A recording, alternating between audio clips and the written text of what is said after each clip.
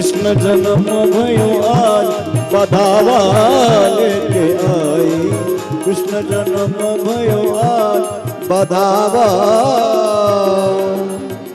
लेके आई। बोल श्री वृंदावन बिहारी लाल की। आनंद ले रहे हैं। आइए। जय श्री राधे, जय श्री राधे, जय श्री राधे श्याम, जय श्री राधे राधे श्याम। हरि ओम, हरि ओम, हरि ओम।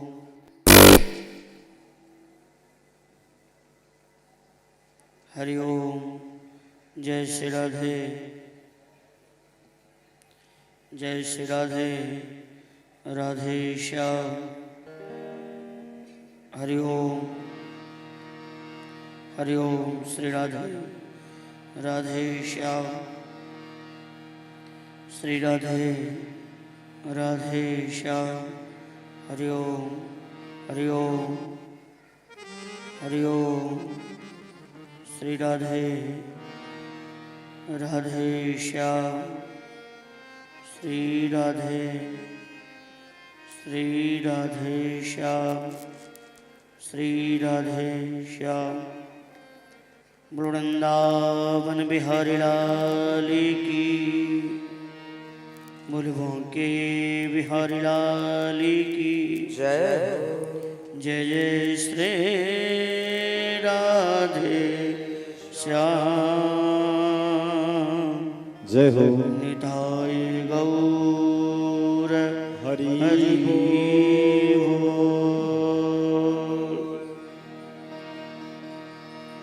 आइए सर्वप्रथम भागवत भवन का पूजन।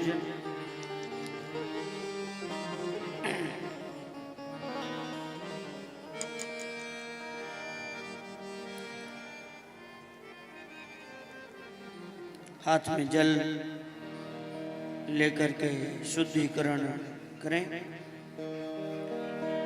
हरि ओम। अपवित्रो पवित्रो वा सर्वस्थांगतोऽपि वा या स्मृत पुंडरीकाक्षस अभयांतर शुचिः।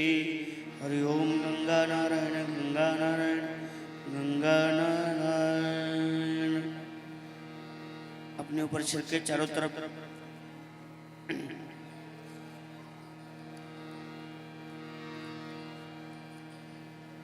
हाथ में पुष्प, अक्षत, तुलसी लेकर के भागवत जी का ध्यान कीजिए।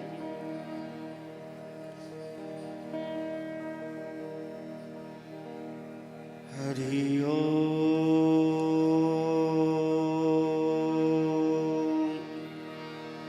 कृष्णाय वासुदेवाय हरे परमात्मने प्रणक्लेशनाशाय गोविंदाय नमो नमः। वंशी विभूषितकरानन बनीरदाभा पीताम्बरादरुण बिम्बफलाधरोष्ठा पूर्णेन्दु सुंदर मुखादरविंद नेत्रा कृष्णाति परं किमपि तत्महं न जाने। सच्चिदानंद रूपाय विश्वोत्पत्त्यादिहेतवे तापत्रय विनाशाय श्री कृष्णाय वयं नमः। हरि ओम। प्राणपुरुषोत्तमाय नमः। श्री राधा कृष्णाभ्यां नमः। ओम गंध अक्ष पुष्प समर्पयामि। 3 बार जल से स्नान करवाइए। हरि ओम। गंगा च यमुना च गोदावरी सरस्वती नर्मदा सिंधु कावेरी स्नानं प्रतिगृह्यतां। हरि ओम। शुद्धोदकं स्नानं समर्पयामि। ओम प्राणपुरुषोत्तमाय नमः।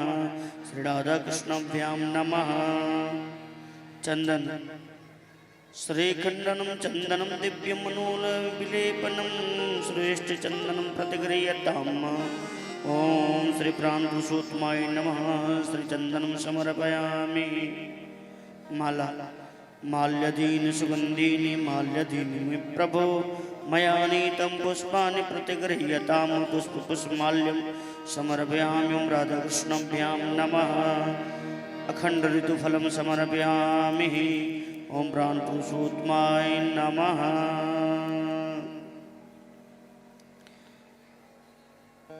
नैवेद्य भोग में तुलसी पत्र डाल करके भागवत जी को भोग लगाइए। हरि ओम नाभ्या आसीदन्तक्षगुं शेषण्योद्यो समर्पतां पद्म्यां भूमिदिशा सूत्रां तथा लोकान् कल्पयन्। हरि ओम प्राणपुरुषोत्तमाय नमः। नैवेद्यं समर्पयामि। थोड़ा सा जल दिखा करके आचमन करवाइए।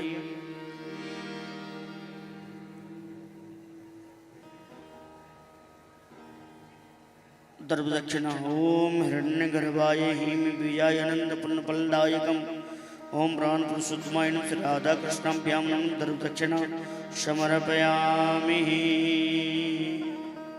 एक पुष्पांजलि समर्पयामि।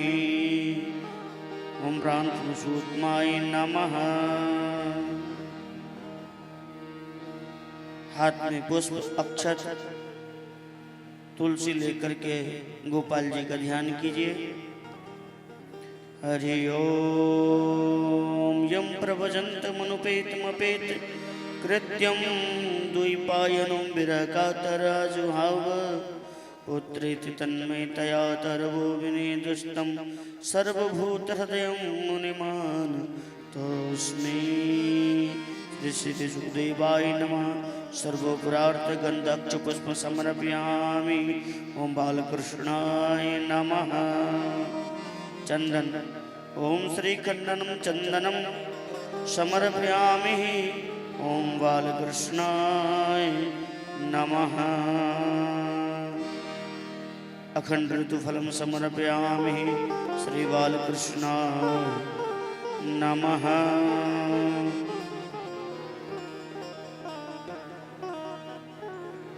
माल्यदीनि सुगंधीनि माल्यदीनि मे प्रभो मया नीतं पुष्पाणि प्रतिगृह्यताम्। ओम बालकृष्णाय नमः। पुष्पपुष्पमाल्यं समर्पयामि। दर्भदक्षिणा ओम हिरण्यगर्भाय हेमबीजाय अनन्तपुण्यफलदायकम् ओम दर्भदक्षिणा समर्पयामि। बालकृष्णाय नमः। थोड़ा गोपाल जी को भी पूजन कर दीजिए। ओम श्री बालकृष्णाय नमः।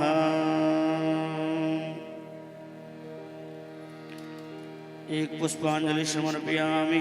बालकृष्णाय नमः।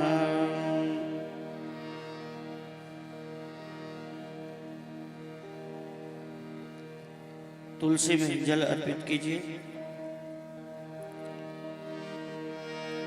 हरि ओम गंगा चैव यमुना चैव गोदावरी सरस्वती नर्मदा सिंधु कावेरी स्नान प्रतिगृह्यताम्। ओम शुद्धोदक स्नानं समर्पयामि। पुष्प चंदन अक्षत लेकर के तुलसी जी का ध्यान कीजिए। नमस्तुलसी कल्याणी नमो विष्णु प्रिय शुभे नमो मोक्ष प्रदे देवी नमो संप्रदायिके। ओम तुलसी देव्यै नमः। अखंड ऋतुफलं समर्पयामि। ओम तुलसी देव्यै नमः।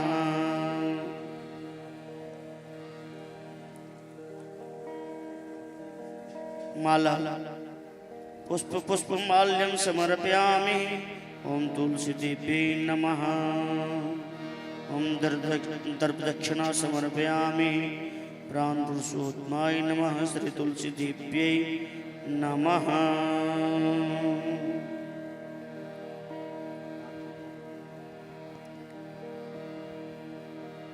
हाथ में पुष्पाक्षत लेकर के व्यास जी का ध्यान कीजिए।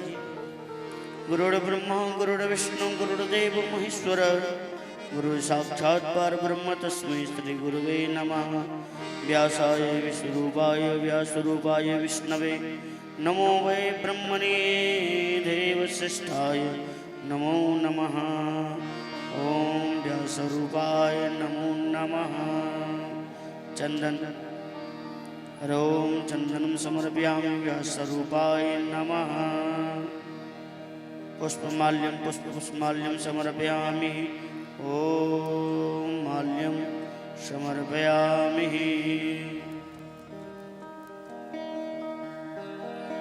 दर्भदक्षिणा।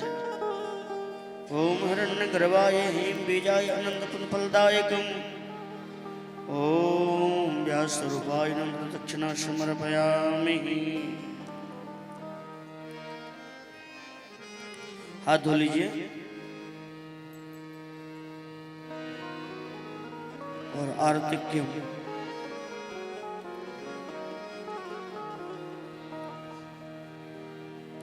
हरि ओम। चंद्रमा मनसो जातक्षो सूर्यो जायत सूत्रान् द्वादशपरान् समुखादग्निर्जायतः।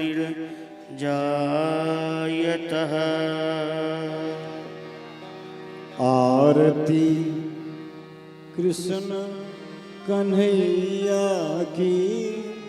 अधर धर बंसी बजैया की। आरती कृष्ण कन्हैया की। अधर धर बंसी बजैया की। आरती कृष्ण कन्हैया की। अधर धर बंसी बजैया की। आरती कृष्ण कन्हैया की। अधर धर बंसी बजैया की। कृष्ण मथुरा में जन्म लियो।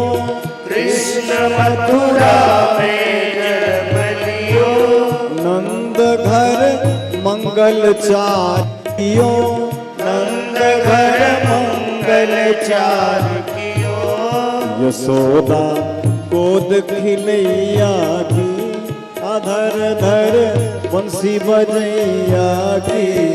आरती कृष्ण कन्हैया की। अधर धर बंसी बजैया की। कृष्ण तुम यशोदा के छैया। कृष्ण तुम यशोदा के छैया। श्याम बलिदाऊ के भैया। श्याम बलिदाऊ के भैया। कि बन बन धेनु चरैया की। अधर धर बंसी बजैया की। आरती कृष्ण कन्हैया की। अधर धर बंसी बजैया की। कृष्ण तुम अर्जुन के प्यारे। कृष्ण तुम अर्जुन के प्यारे। श्याम हो भक्तन रखवारे। श्याम हो भक्तन रखवारे।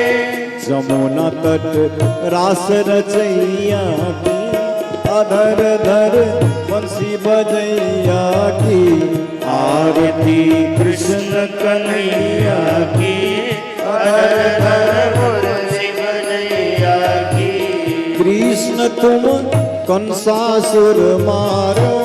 कृष्ण तुम कंसासुर मारे।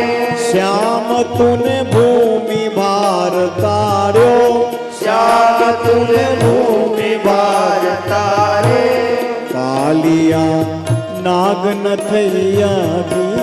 अधर धर बंसी बजैया की।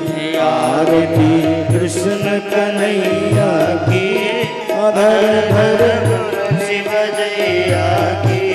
आरती कृष्ण कन्हैया की। अधर धर बंसी बजैया की। आरती कृष्ण कन्हैया की। अधर धर बंसी बजैया की। अधर धर बंसी बजैया की। अधर धर बंसी बजैया की। अधर धर बंसी बजैया की। अधर धर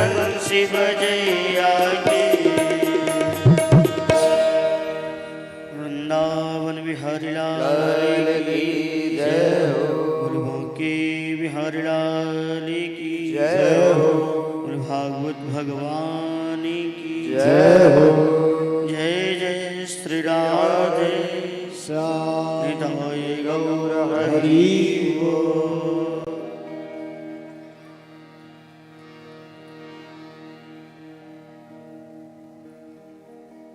सभी भक्तजन अपने स्थान पर विराजमान हो जाए।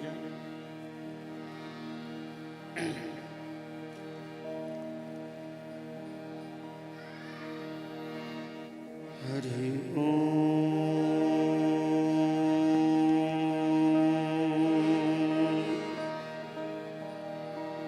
स्वस्ति श्री गणेशाय नमः। श्री सरस्वत्यै नमः।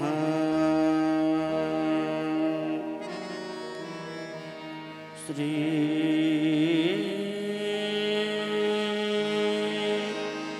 गुरुचरण कमले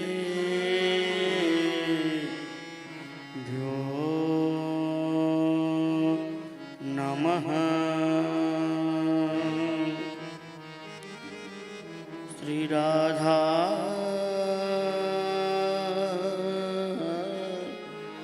कृष्ण चरण कमले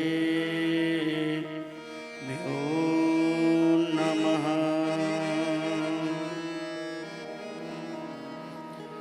ध्येयं सदा परिभवग्नमभीष्टदोहम् तीर्थास्पदं शिवविधं चिनुतं शरण्यं भृत्यातिहं प्रणतपालभवाधिपूतं वन्दे महापुरुषते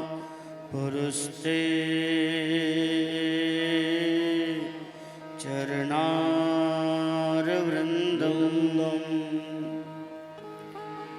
वंशी विभूषितकराळ नभनीरदा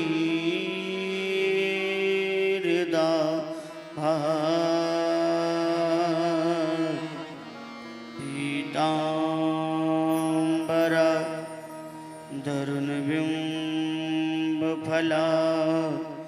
धरोष्ठा पूर्णन्दसुन्दरमुखा दरविन्दनेत्रा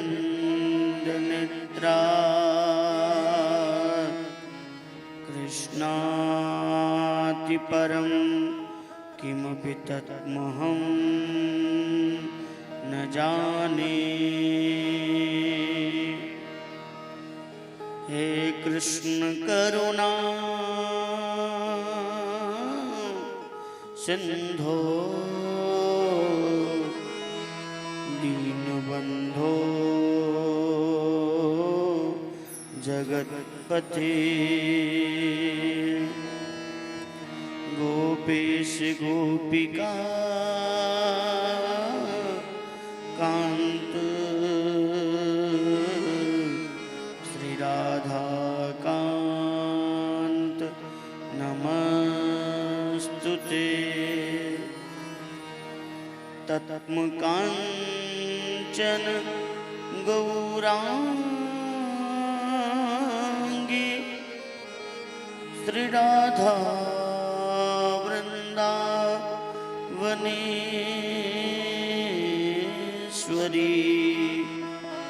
श्री वृषभानु सुते देवीं त्वं नमामि हरिप्रिया। मोहन तुमरे हाथ में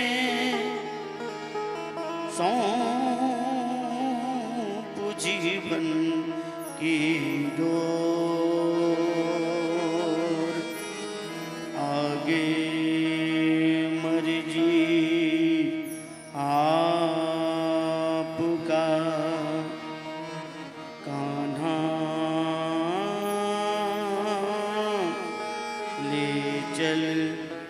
जस भी हो,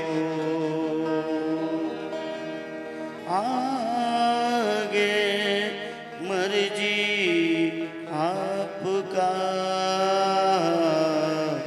कान्हा ले चल जिस भी हो।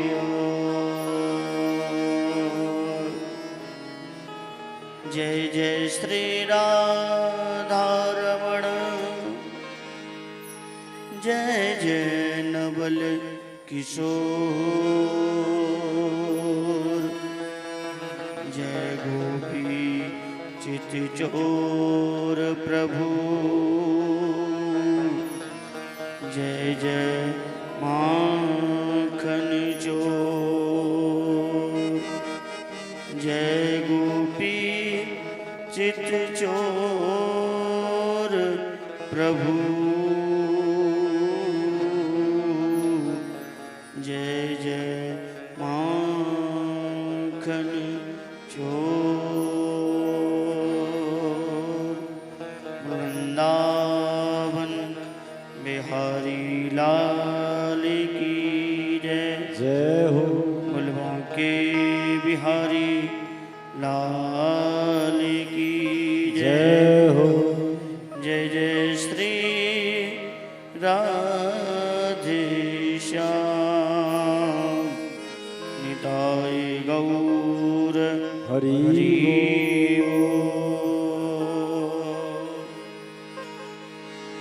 आइए सभी भगवत प्रेमी सर्वप्रथम मन और वाणी को पवित्र करने के लिए कृष्ण भगवान नाम संकीर्तन करेंगे। पुनः उसके बाद हम सभी भक्तन प्रेम से शेष कथा श्रवण करेंगे। कथा से पहले कीर्तन करना अत्यंत जरूरी है।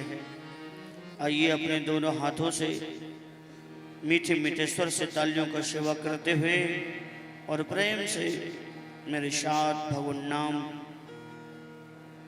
का उच्चारण करेंगे।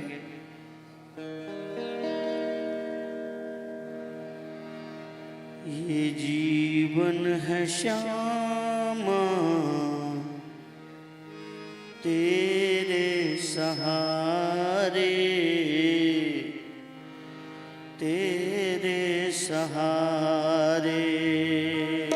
ये जीवन है श्यामा तेरे सहारे, तेरे सहारे।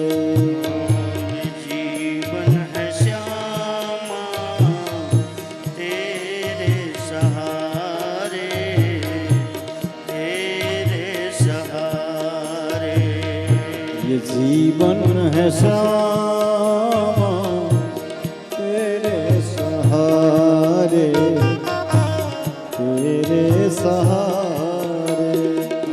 ये जीवन है राधे तेरे सहारे, तेरे सहारे। ये जीवन है राधे तेरे सहारे, तेरे सहारे। चले जा रहे हैं, चले जा रहे हैं किनारे किनारे। चले जा रहे हैं किनारे किनारे, चले जा रहे हैं किनारे किनारे। चले जा रहे हैं किनारे किनारे। जीवन है राधे तेरे सहारे, तेरे सहारे। ये जीवन है श्यामा तेरे सहारे, तेरे सहारे। सेवा करते हुए एक बार प्रेम से बोले बरसाने वाली हरि बोल।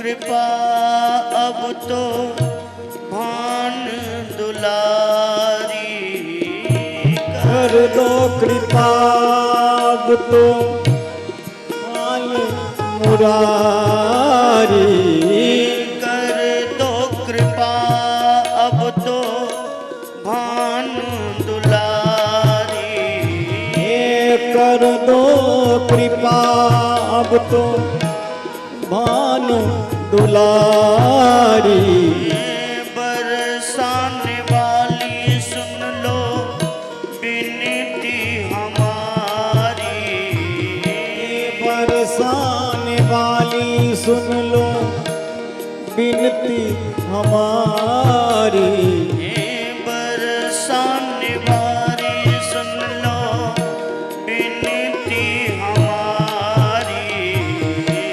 बरसाने वाली सुन लो बिनती हमारी ये गुजरेगा जीवन तेरे सहारे तेरे सहारे का जीवन तेरे सहारे तेरे सहारे चले जा रहे हैं चले जा रहे हैं किनारे किनारे चले जा रहे हैं किनारे किनारे ये जीवन है राधे तेरे सहारे तेरे सहारे ये जीवन है राधे तेरे सहारे तेरे सहारे। जय हो सभी लोग तालियों को सेवा करते हुए प्रेम से बोले वृंदावन बिहारी लाल की।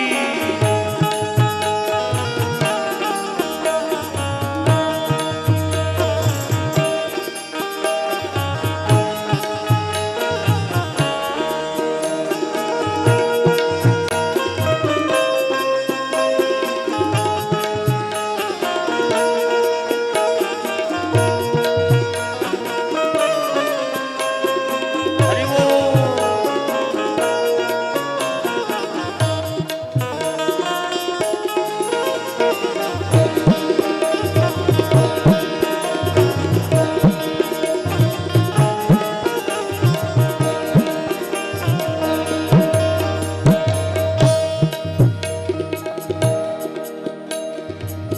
श्री राधा रस प्रीत अगाधा श्री राधा बस प्रीत अगाधा श्री राधा रस प्रीत अगाधा श्री राधा बस प्रीत अगाधा रटते रहो प्यारे राधा श्री राधा रटते रहो प्यारे श्री राधा श्री राधा गुजारा नहीं है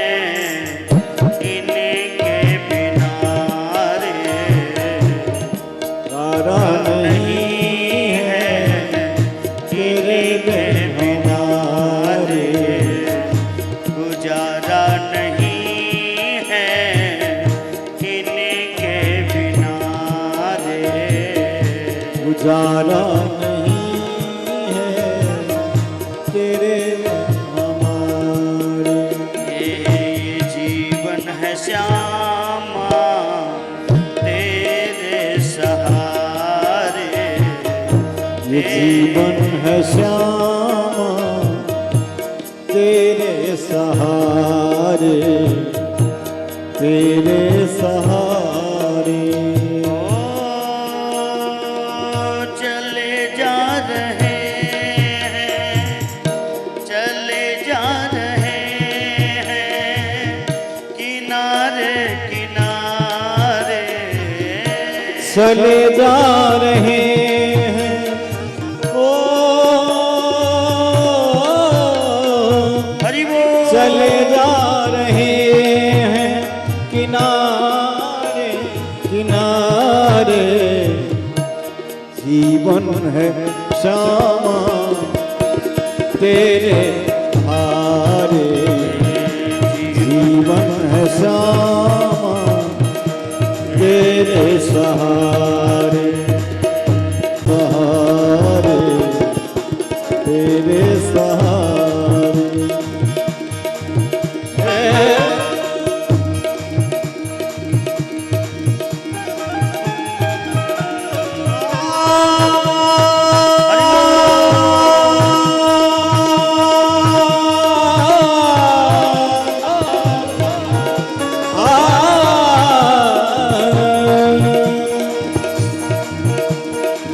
भूमि तत्व, जल तत्व, अग्नि तत्व, पवन तत्व,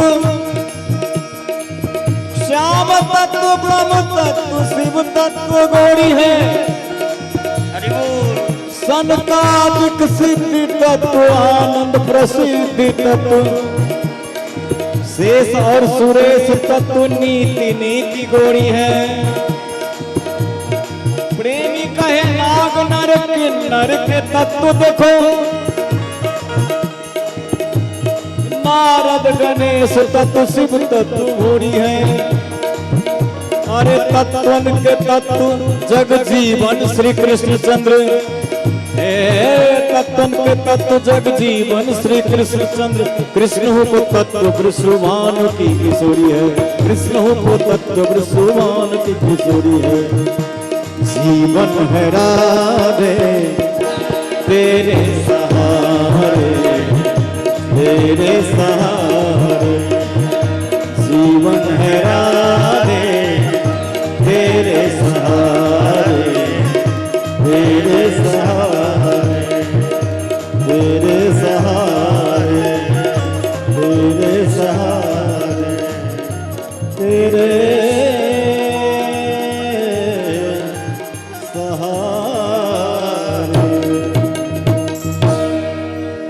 वृंदावन बिहारी लाल की जय हो।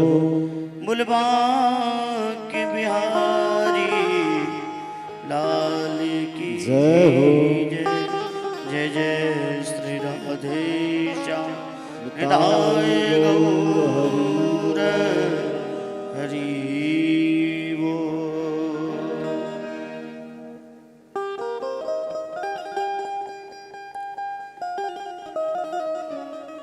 परम मंगल प्रात पर अखिलेश्वर अकारण करुणा वरुणालय भक्त वांछित कल्पतरु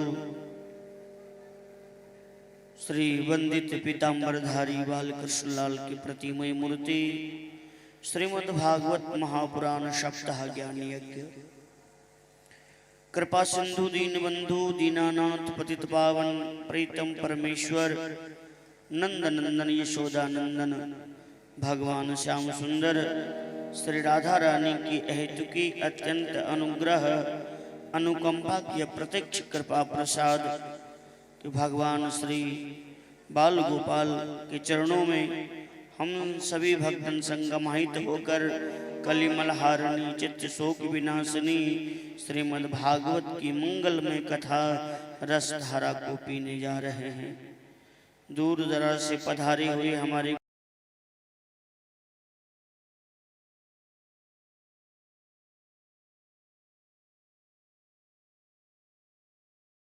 पंचम दिवस के सभा में मां गंगा के भागीरथ में गोता लगाने के लिए विराजमान हुए हैं।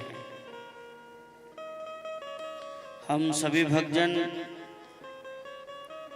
कल के पूर्व प्रसंग में श्रवण कर रहे थे। देवताओं को कार्य को सिद्ध करने के लिए स्वयं विष्णु भगवान बटुक रूप धारण करके 52 अंगुल का रूप धारण करके मां अदिति के गर्भ से अभिजित नक्षत्र में उनका जन्म हुआ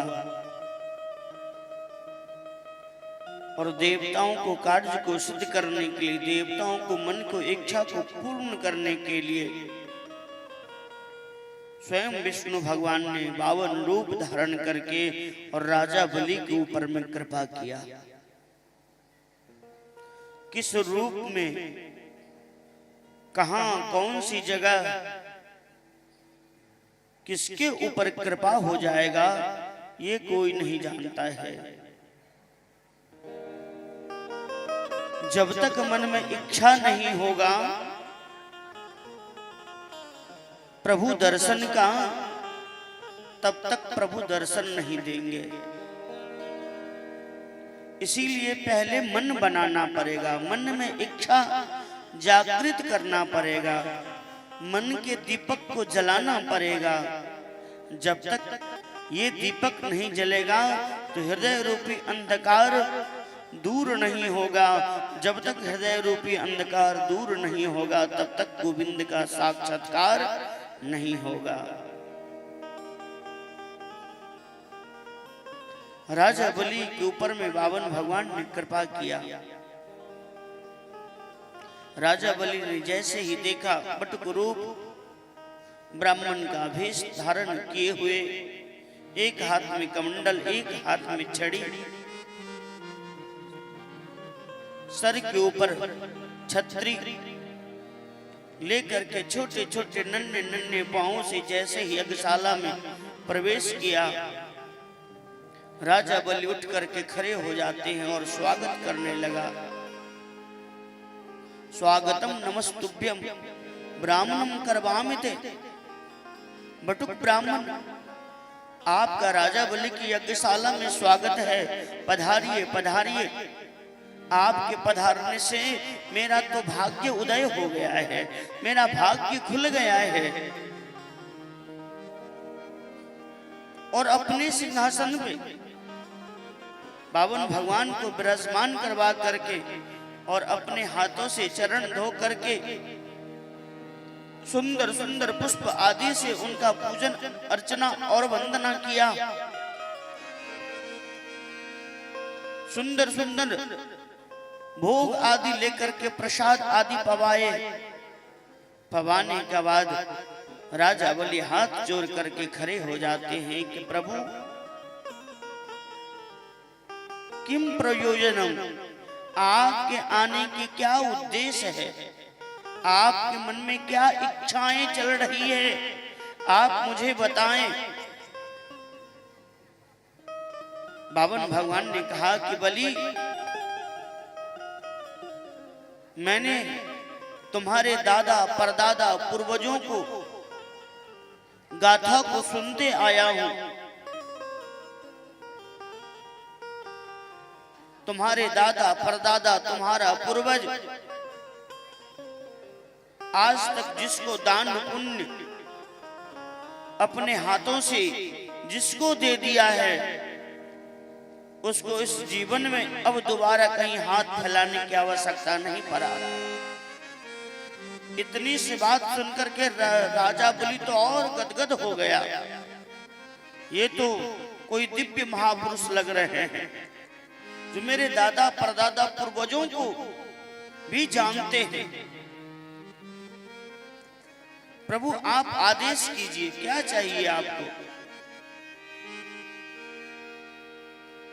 52 भगवान ने कहा, राजा बलि, त्रिपग पृथ्वी दातुन, अगर तुम देना ही चाहते हो तो सिर्फ मुझे 3 पग पृथ्वी चाहिए।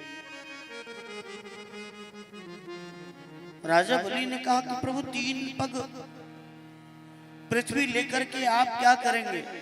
इसमें तो ना तो आपका कुटिया बनेगा, ना गौशाला बनेगा, ना कोई बाग बगीचा लगेगा। आप तो छोटे हैं और आपका पांव भी छोटा है, इसमें तो कुछ भी नहीं हो सकता है। आप कहें तो मैं आपके नाम से आधा राज्य लिखवा देता हूं। आप जिधर से कहिएगा मैं उधर से नाप को आपको दे दूंगा। बावन भगवान ने कहा नहीं बलि, मुझे तो सिर्फ 3 पग ही भूमि चाहिए। वहीं पे बैठे हुए थे शुक्राचार्य जी महाराज। शुक्राचार्य जी महाराज ने मन में विचार करने लगा, एक तो ये बालक छोटा है और बात तो बहुत लंबे चौड़े कर रहा है। छोटा बालक और इतनी बड़ी बड़ी बात मेरे समझ में नहीं आ रहा है। तुरंत शुक्राचार्य जी महाराज एक कोने में जाकर के और प्राणायाम आदि करके आसन लगा करके और ध्यान लगाया।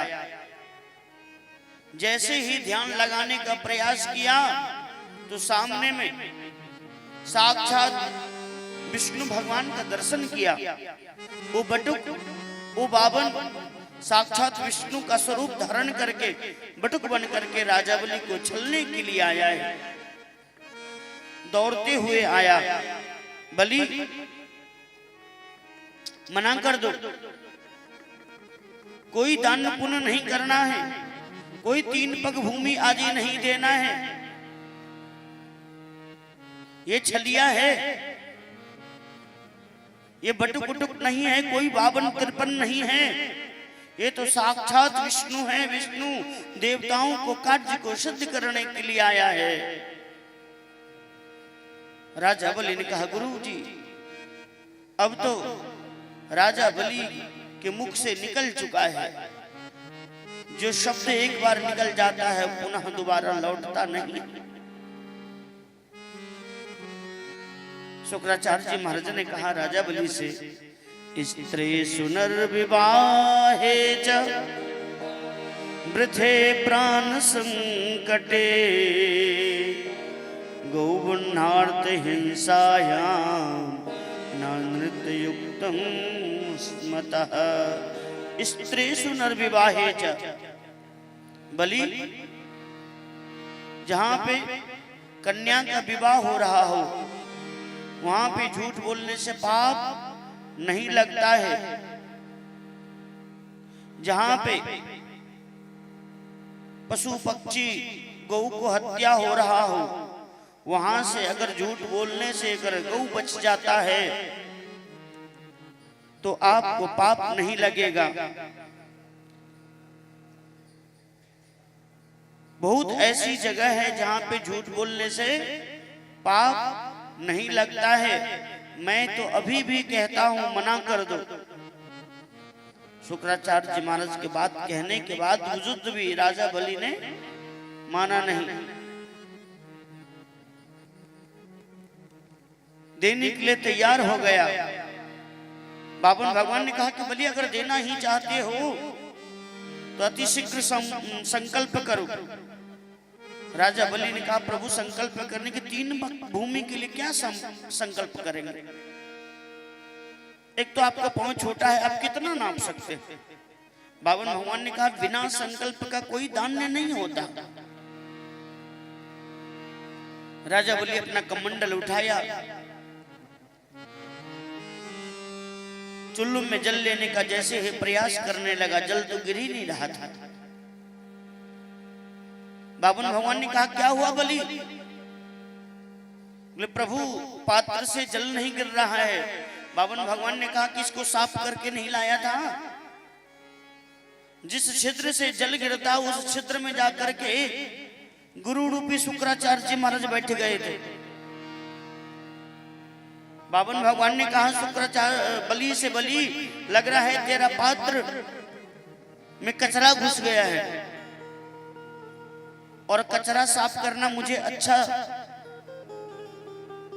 तरीके से आता है, तुम मुझे अपना पात्र दो।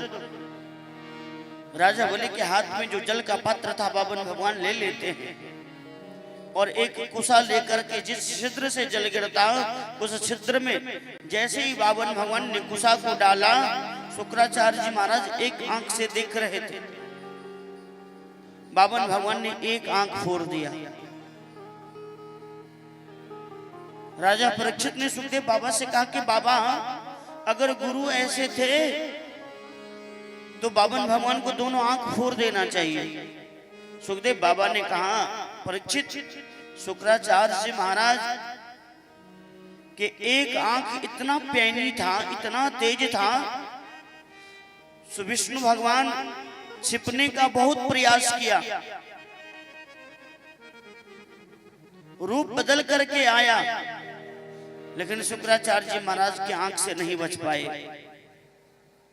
एक आंख बड़ा पैनी था, बड़ा तेज था, इसलिए भगवान छिप नहीं पाए, भगवान को पहचान गए। बोले दूसरा आंख में मोतियाबिंद का बीमारी हो गया था, इसलिए उस आंख का बावन भगवान ने ऑपरेशन कर दिया। बोलो वृंदावन बिहारी लाल की। शुक्राचार्य महाराज ने कहा कि देता है कोई, लेता है कोई, हमने आंख अकारण खोई। देने वाला कोई और है और लेने वाला कोई और है, और बीच में हम पर करके एक आंख अपना गमा दिया। शुक्राचार्य महाराज जल पात्र से बाहर निकलते मात्र एक आंख को मूंद करके और वहां से निकल गए और राजा बलि से कहते चले गए, जाओ तुम पदहीन हो जाना, स्त्री हो हीन हो जाना, तूने गुरु को बात को नहीं माना, जाओ तुम पदहीन हो या तेरा सब रस लुट जाए। और कहते हुए चले गए। शुक्राचार्य महाराज इधर गए, जल पात्र से जल गिरा, संकल्प हुआ। बावन भगवान ने संकल्प कर करके और 3 पग भूमि संकल्प होने के बाद राजा बलि से बावन भगवान ने कहा कि बलि अब बताओ मैं किधर से नापूं, कहां से शुरुआत करूं। राजा बलि ने कहा कि प्रभु आपको जहां से इच्छा हो रहा है वहीं से आप शुरुआत कीजिए। जैसे ही नापने का समय आया, वो बटुक ब्राह्मण जो 52 अंगुल के 52 भगवान थे, तुरंत विराट रूप धारण किया। बोले विराट भगवानी की, बोले भक्तवत्सल भगवानी की। विराट रूप देख करके राजा बलि तो घबरा गए, तुरंत चरणों में लौट करके प्रणाम किया। बोले धन्य है प्रभु, मैं तो दान दे करके आपके रजिस्टर में अपना नाम लिखवा दिया, नहीं भी देता फिर भी आप ले लेते। तो इसीलिए कहा गया है मनुष्य को पहला कर्तव्य है कि भगवान का भजन करना। अगर आप ये जीवन रहते हुए अगर संभल जाते हैं तब तो ठीक है, अगर आपने जीवन रहते हुए अगर नहीं संभला, भगवान का भजन नहीं किया, पूजन नहीं किया, तो ये जीवन मनुष्य का आपको फिर से दोबारा नहीं मिलेगा। ये भगवान की कृपा से ये मनुष्य जीवन मिला है। किस लिए?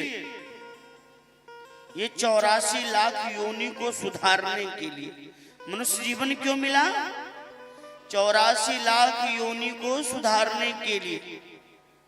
और फिर भी मनुष्य जीवन प्राप्त करके अगर आपने भगवान का भजन नहीं किया, पूजन नहीं किया, सत्संग नहीं सुना, कथा नहीं सुना, तो फिर से आपको ये मनुष्य जीवन नहीं मिलेगा।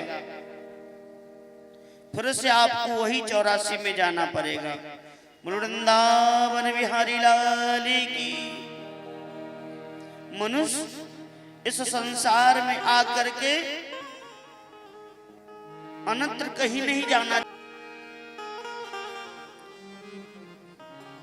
यहाँ रहने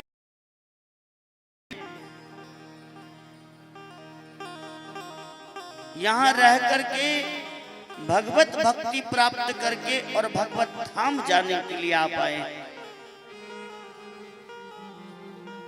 एक बार नारद जी महाराज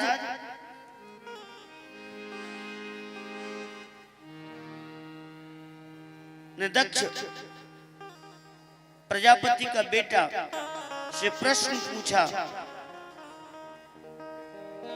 कि कौन सा ऐसा बिल है जिसमें सिर्फ जाने का मार्ग है और आने का मार्ग नहीं है। जा सकते हो लेकिन आ नहीं सकते हो। कौन सी ऐसी नदी है जो दोनों तरफ बहती है? कौन सा ऐसा हंस है जो विचित्र बोलता है? दक्ष का 10 बेटा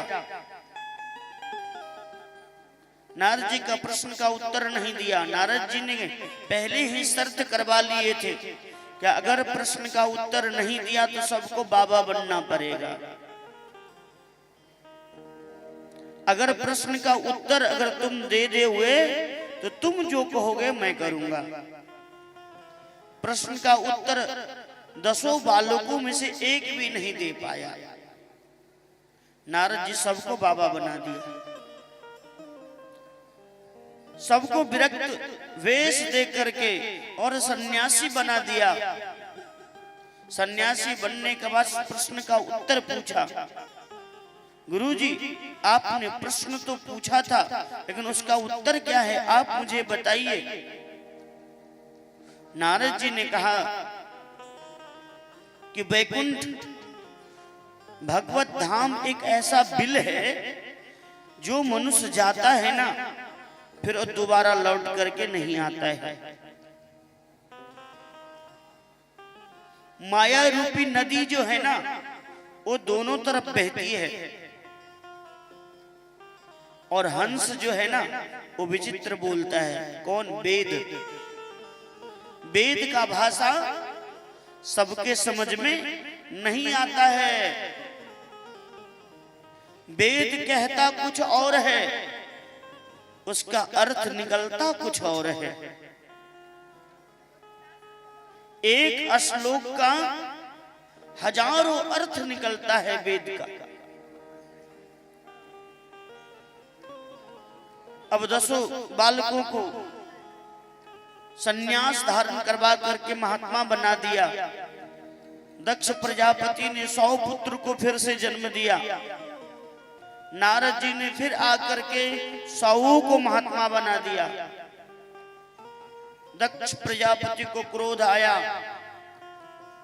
ऐसे अगर नारद जी सभी बालकों को अगर महात्मा बनाते चले गए तो मैं तो कहीं का नहीं रहूंगा। मेरा परिवार कैसे चलेगा, मेरा कुल खानदान कैसे चलेगा, मेरा वंश कैसे बढ़ेगा। क्रोध में आकर के नारद जी को श्राप दे दिया। नारद, तुमने अच्छा काम नहीं किया, जाओ मेरा श्राप है, तुम 2 घड़ी से ज्यादा कहीं टिकोगे नहीं। नारद जी कहीं भी जाते थे बस 2 घड़ी। स्वर्ग गए देवताओं के बीच में, 2 घड़ी गए और तुरंत लौट करके चले आते। दैत्य के पास में गए, बस 2 घड़ी में जो कहना है जल्दी में कह करके और वहां से निकल जाते थे।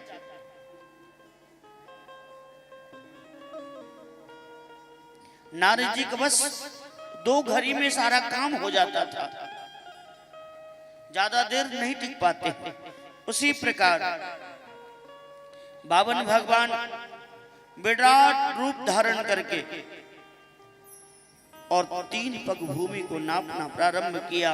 सबसे प्रथम अपने दाहिने चरण ऊपर के लोग लेकर गए, ऊपर के भाग जितने भी थे सबको नाप करके और नीचे की ओर बढ़ाया तो नीचे के भी सारे अतल वितल सुतल रसातल पताल तक को नाप लिए। तीसरा पांव राजा बलि खड़ा था, उसके सर पे रख करके अपना तीसरा पांव संकल्प पूरा किया।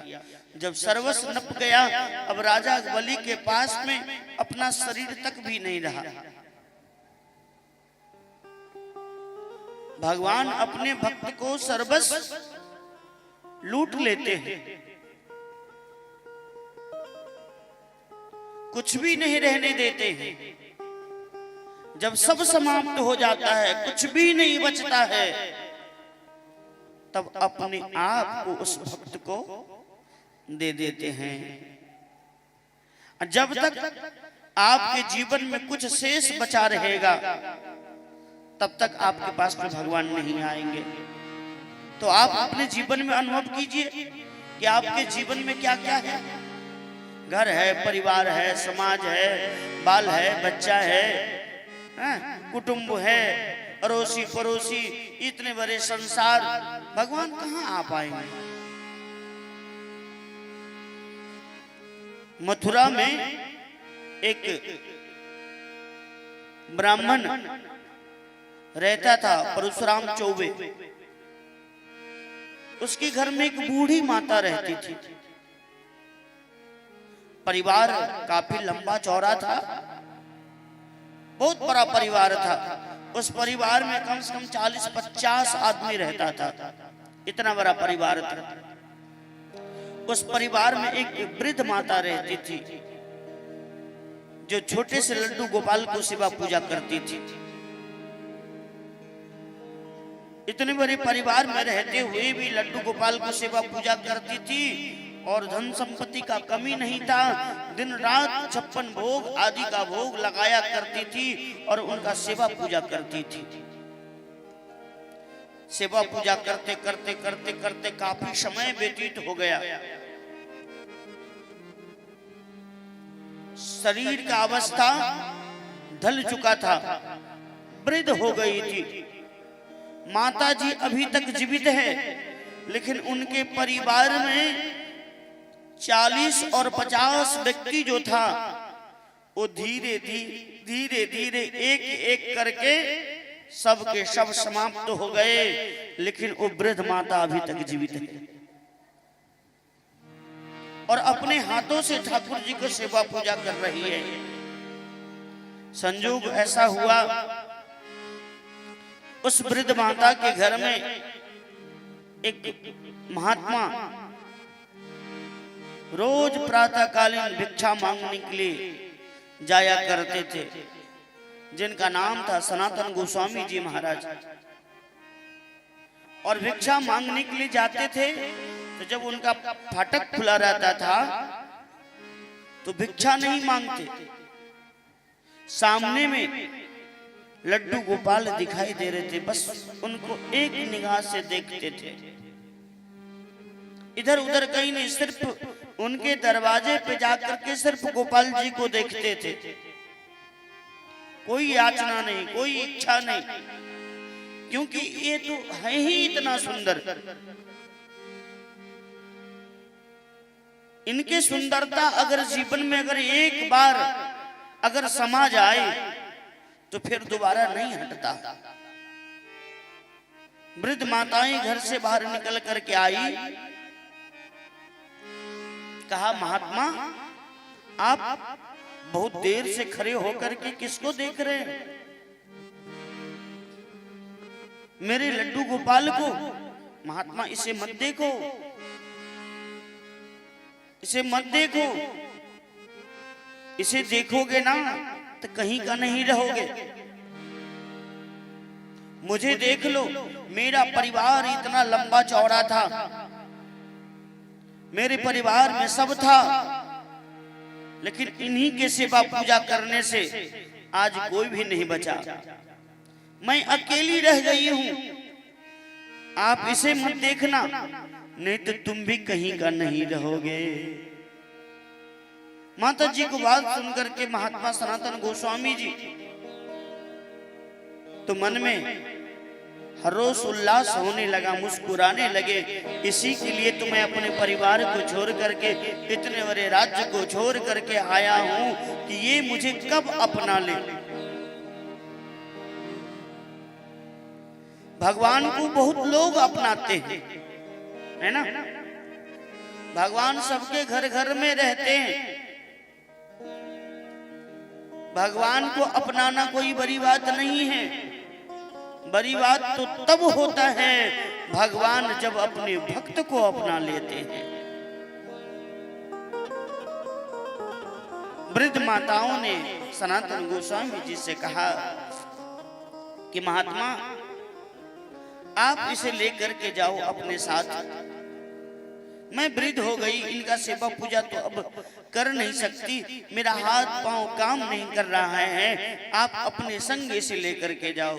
सनातन गोस्वामी लड्डू गोपाल जी को लेकर के आए और श्रद्धाम वृंदावन में यमुना नदी के किनारे एक मंदिर था, छोटा सा झोपड़ी था, उसमें झोपड़ी में रख करके और इनका सेवा पूजा करना प्रारंभ कर दिया। सेवा पूजा करके और रूखा सूखा प्रसाद पबा करके और भजन करना प्रारंभ कर दिया। भजन करते करते जब भूख और प्यास लगता था तो कोई 56 भोग नहीं खवाते थे, कोई दूध दही माखन मिश्री नहीं खवाते थे। वो सूखा रोटी मधुरपुरी मांग करके लाते थे और वही गोपाल जी को भोग लगा करके प्रसाद को पाते थे। एक दिन गोपाल जी प्रकट होकर के महात्मा सनातन गोस्वामी जी से कहा कि महात्मा आप जो ये सूखा रोटी मुझे खवाते हो ना, ये मेरे गले के अंदर में अटक जाता है, कम से कम इसके ऊपर नमक डाल दिया करो। दूसरे दिन भिक्षा मांगने के लिए गए तो एक ब्रजवासन के घर से कुछ नमक मांग करके लेकर के आया। अब नमक रोटी खवा रहे हैं। फिर से गोपाल जी से रहा नहीं गया, कहा दूध दही माखन मिश्री 56 भोग खाने वाले ओ मैया के घर में। बोले महात्मा ये नमक रोटी खवाते खवाते गला सूख गया है, कुछ इसमें थोड़ा घी आदि साग सब्जी का थोड़ा व्यवस्था कर दो।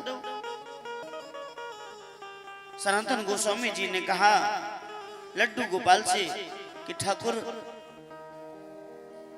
प्रभु, अगर आपको ये 56 भोग खाना हो ना, घी चुपोर करके रोटी खाना हो ना, साग सब्जी आदि खाना हो ना, तो आप अपना स्वयं व्यवस्था कर लीजिए। ये काम मुझसे नहीं होगा, मैं तो सिर्फ आपका भजन करने के लिए आया हूं। रहना है तो आप मेरे पास में रहिए और नहीं तो कोई दूसरा पुजारी ढूंढ लीजिए। लड्डू गोपाल जी ने कहा सनातन गोस्वामी जी से कि आप कह रहे मैं अपना व्यवस्था कर लूं? बोले हाँ आप अपना व्यवस्था कर लीजिए। बोले ठीक है।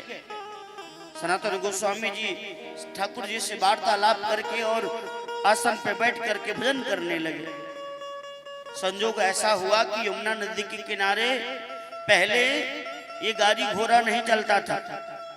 पहले जमाने में बड़े बड़े जहाज चलता था, बड़े बड़े व्यापारी जो व्यापार करता था जहाज के ऊपर व्यापार करता था, बहुत सारा धन संपत्ति आदि के लेकर के अन्न आदि लेकर के, और आगरा में एक मंडी लगता था, बहुत बड़ा मंडी लगता था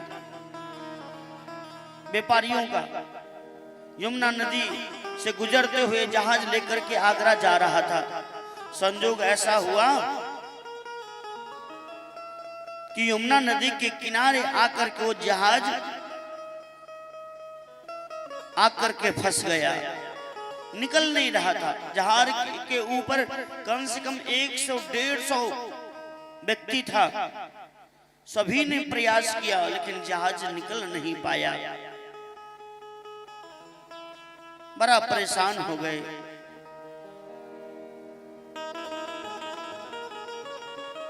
जहाज का जो सेठ था बैठ करके मन में विचार कर रहे थे अब क्या करें, कोई उपाय नहीं नजर आ रहा है। तुरंत सनातन गोस्वामी जी के लड्डू गोपाल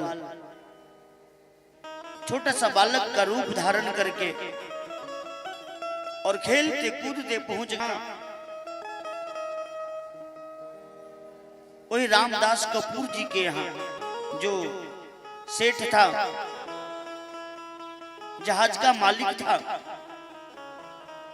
उससे जाकर के कहने लगे, रामदास कपूर जी, अगर आप अपना ये जहाज, ये आप अपना ये नौका अगर पार करना चाहते हैं तो जाइए, उस टिला के ऊपर एक महात्मा रहते हैं सनातन गोस्वामी जी, अगर उसने कह दिया तो आपको जहाज निकल जाएगा।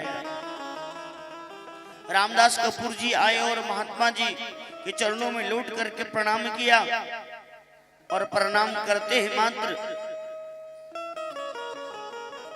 मन का इच्छा व्यक्त किया। बोले महाराज, अगर थोड़ी सी आपकी कृपा हो जाए तो मेरा जहाज यमुना जी के किनारे अटक गया है, वो बाहर निकल जाएगा। सनातन गोस्वामी जी ने कहा, ये काम तो मेरा नहीं है, हाँ मेरे कुटिया में जो ठाकुर बैठे हुए हैं, अगर वो प्रयास करेंगे तो निकल सकता है। रामदास कपूर जी जैसे ही ठाकुर जी को दर्शन करने के लिए गए, दर्शन करते ही मात्र एकदम मुग्ध हो गए, एकदम नीलमणि के जैसे चमक रहे थे। वो सुंदर मुस्कुराहट, वो सुंदरता और मोर मुकुट, वो बंसी धारण किए हुए साक्षात दर्शन रामदास कपूर जी को दिया। बस एक झलक दिखाया, एक झलक पा करके रामदास कपूर तो बेहोश हो गए।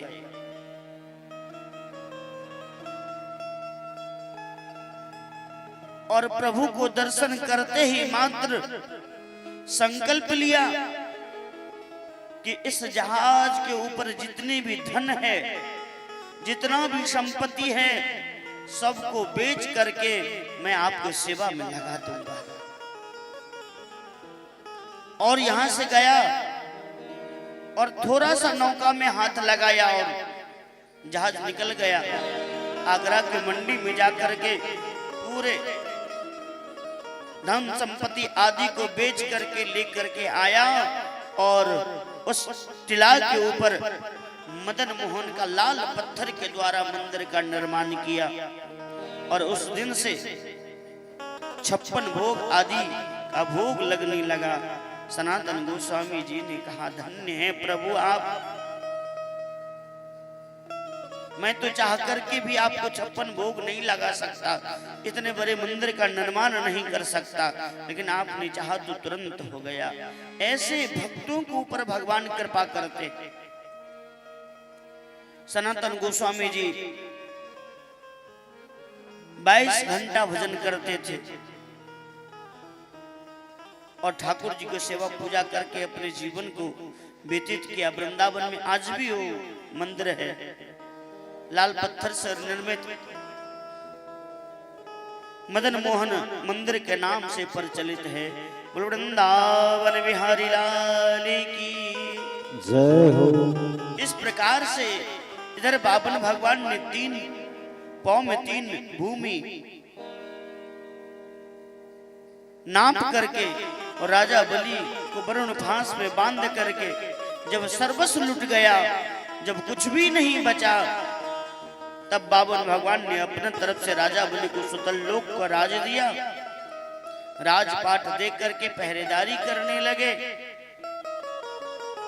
महीना 2 महीना 3 महीना व्यतीत हो गया। मां लक्ष्मी वैकुंठ में रह करके विचार करने लगी, घबराने लगी। स्वामी गए तो सही, लेकिन लौट करके नहीं आए। नारद जी प्रकट हो गए। नारद जी ने मां लक्ष्मी से कहा कि मां, अब आपके जो स्वामी है ना, वो स्वामी नहीं, वो तो सेवक बन गया। सुतल लोक में राजा बलि के राज दरबार में नौकरी कर रहे हैं, नौकर बन करके पहरेदारी कर रहे हैं। अब वो लौट करके आने वाले नहीं हैं। माँ लक्ष्मी का कोई तो उपाय होगा। बोला एक उपाय है, माँ लक्ष्मी का कोई भाई वही नहीं है। अगर आप बहन बन करके जाएंगे तो आपको भी एक भाई मिल जाएगा, राजा बलि का बहन मिल जाएगा। माँ लक्ष्मी आती है सुतल लोक में, राजा बलि के हाथ में रक्षा बंधन बांध करके और भाई बना करके भाई स्वीकार करती है। रक्षा बंधन के त्योहार के दिन भाई को बहन को कुछ देना होता है। राजा बलि ने कहा बहन मांगो, क्या चाहते हो? मां लक्ष्मी ने कही भाई अगर देना ही चाहते हो तो जो मैं मांगूंगी वो दे दोगे क्या?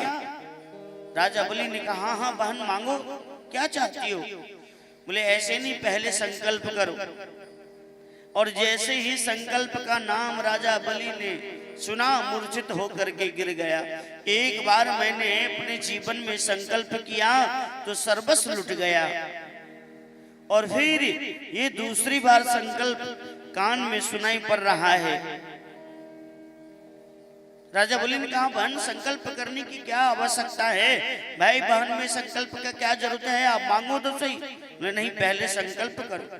संकल्प किया और बदले में माँ लक्ष्मी अपने स्वामी द्वारपाल को मांग लिया। प्रभु को लेकर के माँ लक्ष्मी वैकुंठ धाम को जाती है।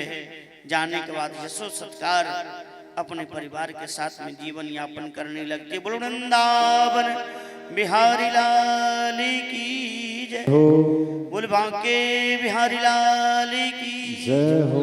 इस प्रकार से राजा बलि के ऊपर में भगवान भगवान का कृपा हुआ। श्री सुखदेव जी महाराज ने राजा परीक्षित को कहा परीक्षित अष्टम स्कंद को यहीं पे विराम दे करके अब नवम स्कंद में हम प्रवेश करेंगे। आइए नवम स्कंद में चंद्र वंश और सूर्य वंश का वर्णन है। ये दो बार भगवान नाम संकीर्तन हम लोग मिल करके करेंगे और फिर उसके बाद हम लोग शेष कथा श्रवण करेंगे। बोल वृंदावन बिहारी लाल की। सभी लोग दोनों हाथों से तालियों को सेवा करते हुए और प्रेम से मेरे साथ में गाएंगे। तुलसी सीता राम रट ये राखो विश्वास, कबहू बिगड़त ना सुने श्री रामचंद्र के दास। जिनके ऊपर भगवान की कृपा हो जाता है ना, उसका बिगड़ा हुआ काम सारा सफल हो जाता है। तो इसीलिए लिखते हैं भक्त और कहते हैं हर सिर पर सीताराम फिकर फिर क्या करना। सिर पर सीताराम फिकर फिर क्या करना।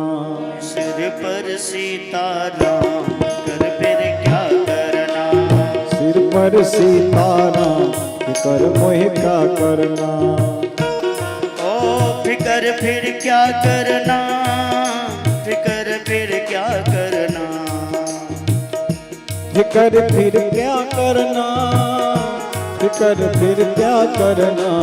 हाँ फिकर फिर क्या करना, फिकर फिर क्या करना। ओ फिकर फिर क्या करना, फिकर फिर क्या करना। हर सुर पर सीताराम फिकर फिर क्या करना। सिर पर सीताराम फिकर फिर क्या करना। ईश्वर पर सीताराम फिकर फिर क्या करना। पर सीताराम फिकर फिर क्या करना। सभी लोग दोनों हाथ ऊपर करके एक बार प्रेम से बोलिए श्री सीताराम नाम महाराज की।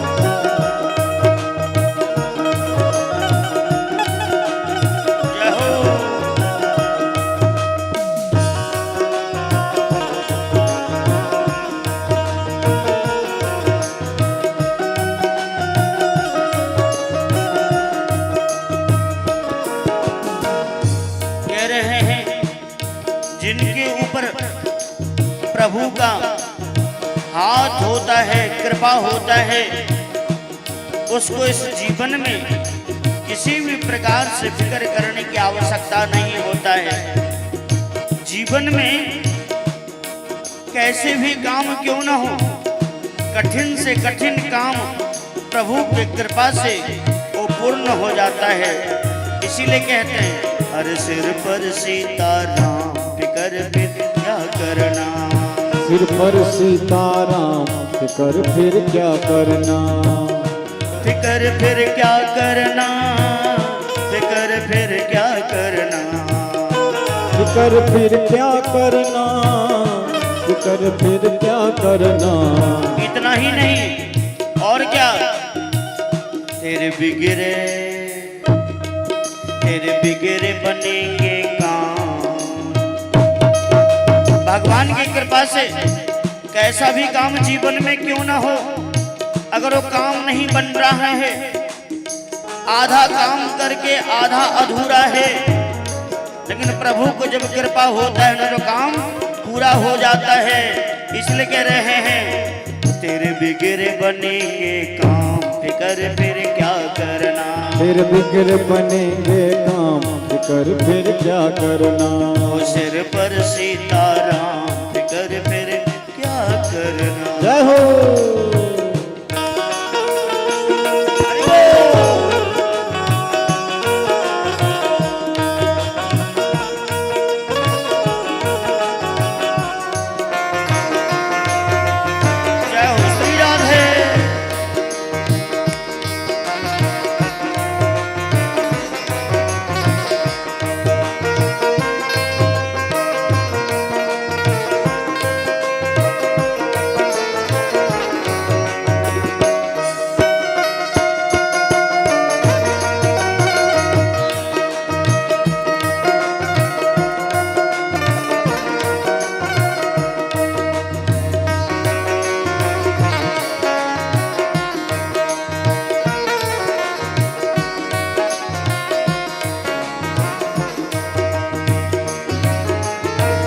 रघुवर श्री जानकी मैया, रघुवर श्री जानकी मैया, पितु रघुवर श्री जानकी मैया, पितु रघुवर श्री जानकी मैया। फिर क्यों परेशान हो भैया, फिर क्यों परेशान हो भैया। कह रहे हैं पितु रघुवर श्री जानकी मैया, जिनका पिता प्रभु श्री राम हो, माता श्री जानकी हो, उसको फिक्र करने की जीवन में क्या आवश्यकता पड़ सकता है। इसलिए कह रहे हैं माता पिता बनाना हो तो आप भगवान को बना लो।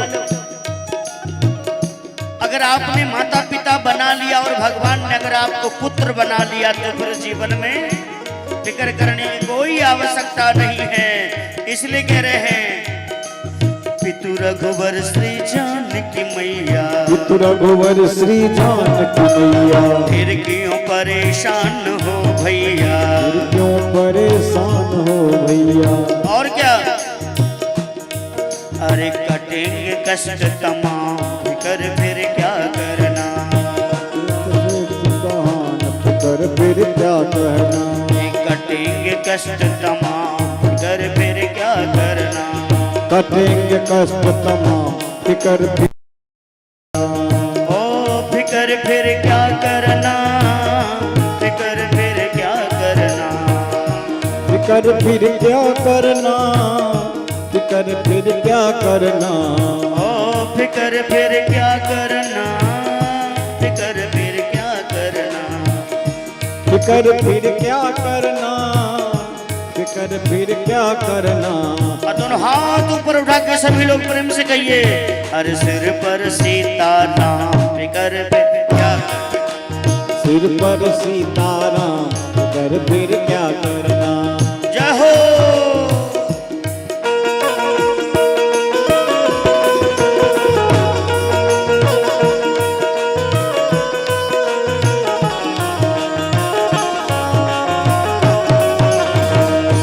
श्री राधे।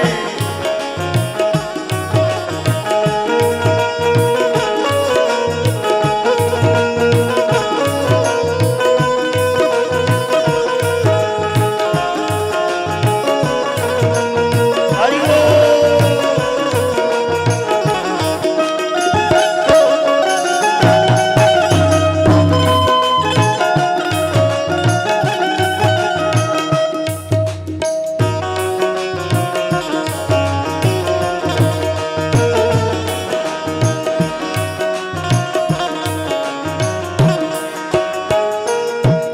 हे जो जन राम कथा सत्संगी, नाम कथा सत्संगे, उनके सहायक श्री बजरंगी, उनके सहायक श्री बजरंगी। ये जो जन राम कथा सत्संगी, मन राम कथा सत्संगी, उनके सहायक श्री बजरंगी, उनके सहायक श्री बजरंगी। अरे अतुलित बल के धाम, तुलित बल के नाम, हे अतुलित बल के धाम फिकर फिर क्या करना, तुलित बल के नाम फिकर फिर क्या करना। हे सिर पर सीताराम फिकर फिर क्या करना, सिर पर सीताराम फिकर फिर क्या करना।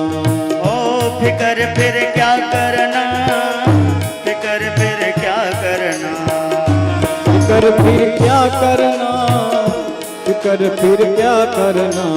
ओ फिकर फिर क्या करना, फिकर फिर क्या करना, फिकर फिर क्या करना, फिकर फिर क्या करना। हे सिर पर सीताराम, फिकर फिर क्या करना, सिर पर सीताराम फिकर फिर क्या करना। हे सिर पर सीताराम फिकर फिर क्या करना, सिर पर सीताराम फिकर फिर क्या करना। जय हो। सभी लोग तालियों को सेवा करते हुए एक बार प्रेम से बोले राघवेंद्र सरकार की। हरि बोल।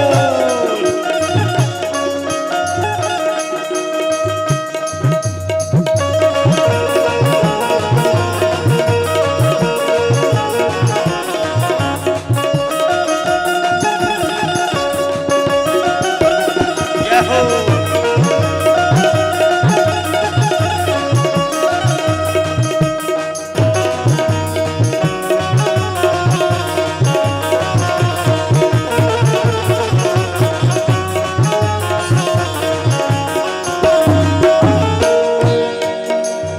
अगर प्रभु मन मानी करेंगे, प्रभु मन मानी करेंगे, नहीं शरणागत पीर हरेंगे, शरणागत पीर हरेंगे। भक्त कह रहे हैं भगवान से कि अगर प्रभु मनमानी करेंगे, भगवान भी अपने मन से कुछ नहीं करते हैं। जो शरणागत आते हैं ना, उनको रक्षा करते हैं। अगर ऐसे नहीं करेंगे तो उनका भी इस जगत में, भक्तों के बीचों में उनका नाम बदनाम हो जाएगा। इसलिए भक्त कह रहे हैं अगर प्रभु मनमानी करेंगे, अगर प्रभु मन मानी करेंगे, नहीं शरणागत पीर हरेंगे, शरणागत पीर हरेंगे। अरे होए बिरद बदनाम फिकर फिर क्या करना, हो ये बिरद वरना फिकर फिर क्या करना। सिर पर सीताराम फिकर फिर क्या करना। सिर पर सीताराम फिकर फिर क्या करना। ओ फिकर फिर क्या करना, फिकर फिर क्या करना। फिकर फिर क्या करना, फिकर फिर क्या करना। तेरे बिगड़े बनेंगे काम, फिकर फिर क्या करना। तेरे फिक्र बनेंगे काम, फिकर फिर क्या करना। सिर पर सीताराम फिकर फिर क्या करना। सिर पर सीताराम फिकर फिर क्या करना। हरि बोल। दोनों हाथों से तालियों का सेवा करते हुए प्रेम से वृंदावन बिहारी लाल की।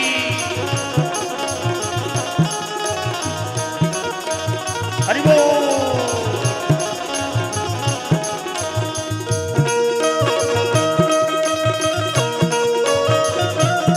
जय हो।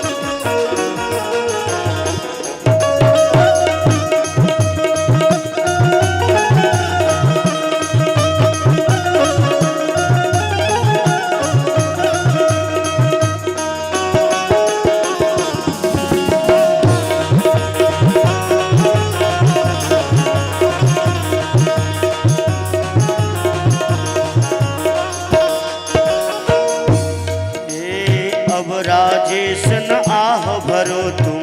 राजेश न आह भरो तुम।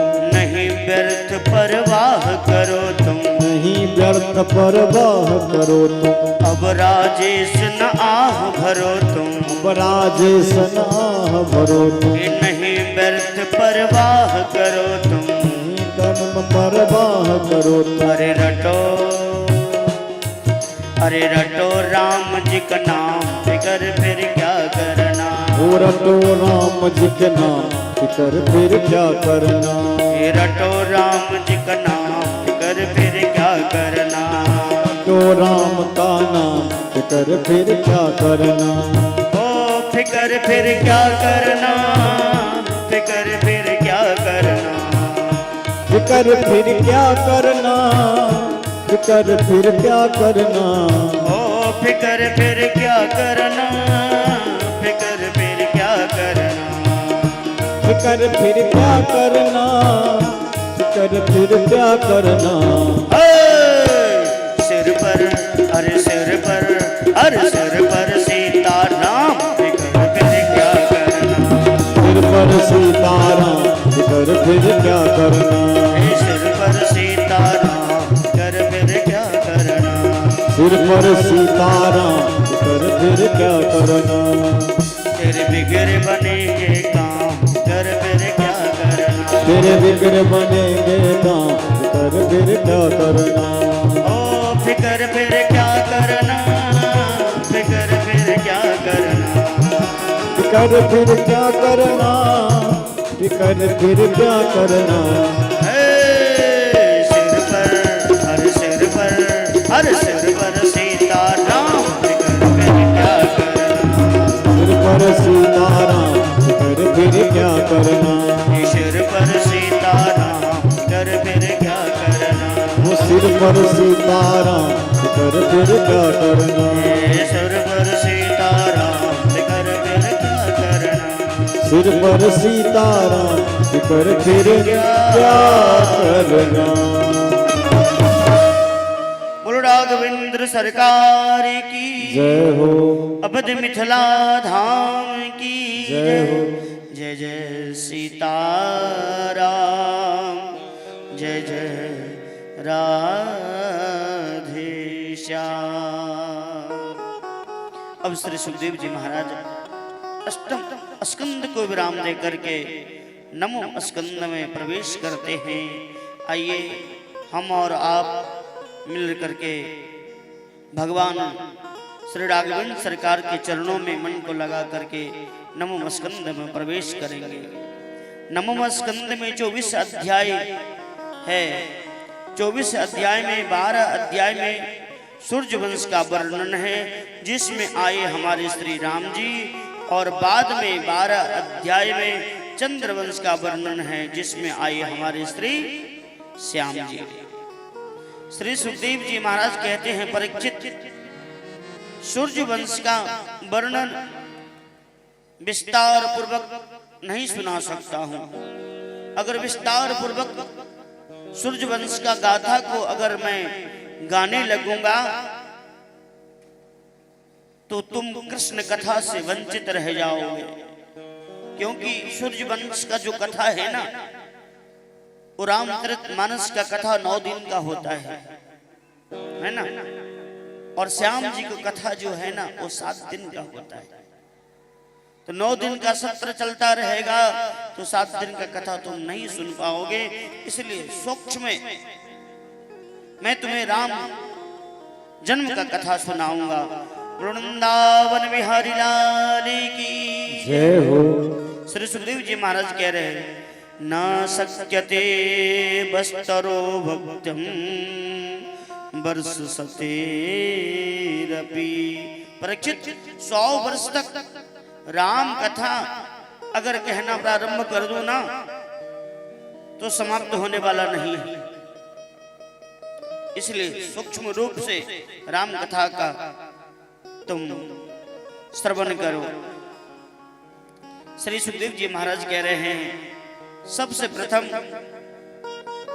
नारायण प्रभु के नाभि कमल से ब्रह्मा जी का जन्म हुआ। ब्रह्मा जी का बेटा हुआ मरीचि, मरीचि का बेटा हुआ कश्यप, कश्यप का बेटा हुआ विश्वान सूर्य। इन्हीं सूर्य वंश में विश्वान सूर्य का बेटा हुआ श्राद्ध देव मनु। श्राद्ध देव मनु कई वर्ष व्यतीत होने के बाद जब कोई संतान जन्म नहीं लिया तो अपने कुल गुरु वशिष्ठ जी महाराज के पास में जाकर के श्राद्ध देव मनु ने कहा कि गुरुजी, अवस्था ढल चुका है, अभी तक कोई संतान का जन्म नहीं हुआ है, और सूर्य वंश में अधिकतर राजा और महाराजाओं को सरलता से पुत्र प्राप्त नहीं हुआ है। अवस्था ढलने के बाद बड़े बड़े यज्ञ याप करने के बाद पुत्र प्राप्त हुआ है। श्राद्ध मनु ने वशिष्ठ जी महाराज के पास में जाकर के कहा, गुरुजी कोई उपाय कीजिए। वशिष्ठ जी महाराज ने कहा कि पुत्र यष्टि यज्ञ करो, तब जाकर के पुत्र प्राप्त होगा। गुरुजी को बुला कर लेकर गए श्राद्ध मनु और सुंदर यज्ञशाला का निर्माण किया। वेदज्ञ पंडितों ब्राह्मणों को बुला करके और यज्ञ का तैयारी करने लगे। मंडप बन गया, कुंड आदि बन गया, सामग्री तैयार हो गया। पूजन आदि करने के लिए वेदज्ञ ब्राह्मण बैठ गए। हवन चालू ही होने वाला था, उसी वक्त श्राद्ध देव मनु की पत्नी आ गई। श्राद्ध देव मनु की पत्नी ने ब्राह्मण देवता से कहा कि ब्राह्मण देवता, मुझे पुत्र नहीं चाहिए, मुझे पुत्री चाहिए। आप ऐसा मंत्र पढ़ो, ऐसा मंत्र पढ़ो कि इस यज्ञ कुंड से लड़का नहीं लड़की का जन्म होना चाहिए। अगर ऐसा नहीं होगा तो क्या होगा? आप लोग 9 दिन तक हवन तो करोगे लेकिन दक्षिणा नहीं मिलेगा। क्या? दक्षिणा नहीं मिलेगा, क्योंकि दक्षिणा का मालकिन तो मैं ही हूं। अगर आप लोग ने ऐसा नहीं किया तो दक्षिणा नहीं मिलेगा। दक्षिणा चाहिए तो जैसा मैं कहता हूं वैसा तुम सब करो। अब श्राद्धदेव मनु जी की पत्नी कह करके वहां से चली गई। ब्राह्मण देवता जो पुत्र प्राप्त का मंत्र था उसको छोड़ करके जो कन्या जिस मंत्र से जन्म लेती उस मंत्र से स्वाहा स्वाहा करने लगे। 9 दिन का हवन पूर्ण हुआ। उस कुंड से एक इला नामक कन्या प्रकट होती है। कन्या को लेकर के श्राद्धदेव मनु को ब्राह्मणों ने सौंप दिया। ब्राह्मणों ने जैसे ही देखा आश्चर्यचकित रह गया।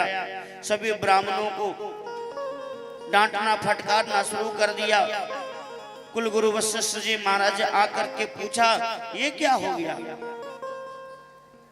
ये तो पुत्रेष्टि होगा रहा, यो पुत्रेष्टि यज्ञ हो रहा, कन्या कैसे प्रकट हो गया?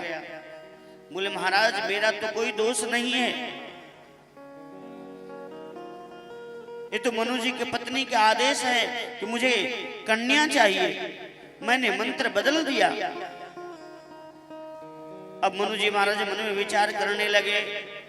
गुरु जी से कहा कि गुरु जी आपके पास में कोई ऐसा मंत्र है जो ये कन्या पुनः राजकुमार के रूप में परिणत हो जाए, ये कन्या लड़की से लड़का हो जाए? वशिष्ठ महाराज ने कहा हाँ विद्या तो ऐसा है जो लड़की को मैं लड़का बना सकता हूं। वशिष्ठ महाराज ने मंत्र के द्वारा जल लेकर के थोड़ा सा आचमन किया, मंत्र आमंत्रित कर करके और उस लड़की को ऊपर में छिड़क दिया। लड़की पुनः लड़का के रूप में परिणत हो गया।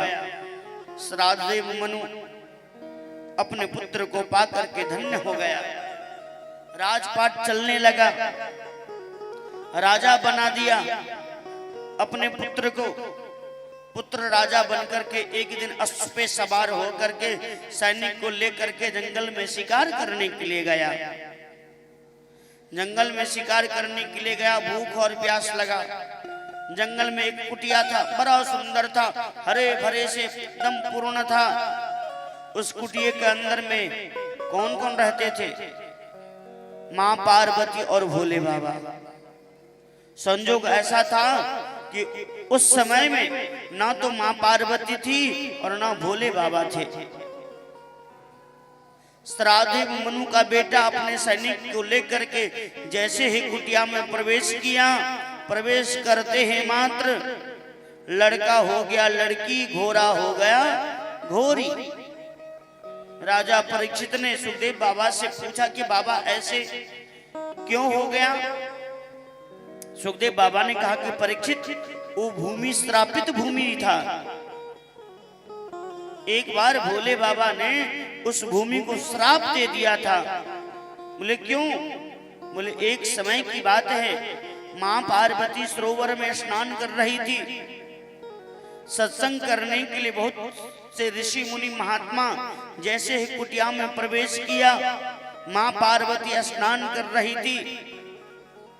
महात्माओं को देख करके मां पार्वती कांपने लगी, वस्त्र से अपने शरीर को ढक करके किसी कोने में बैठ जाती है। महात्माओं देख करके वहां से लौट जाते हैं। भोले बाबा को जैसे ही पता चला कि मां पार्वती भयभीत है, दुख का कारण समझ करके भोले बाबा ने उस भूमि को श्राप दिया कि इस भूमि में जो भी प्रवेश करेगा वो स्त्री हो जाएगा। पार्वती अब घबराने की कोई जरूरत नहीं है, और स्त्री से स्त्री को कभी भय नहीं होता है, लज्जा नहीं होता है, शर्म नहीं होता है। इसलिए भोले बाबा ने उस भूमि को श्राप दे दिया था। ये बात श्राद्धदेव मनु के बेटा सुधुम जी को पता नहीं था। जब लौट करके आए, पिताजी ने देखा फिर से लड़का लड़की के रूप में परिणत हो गया।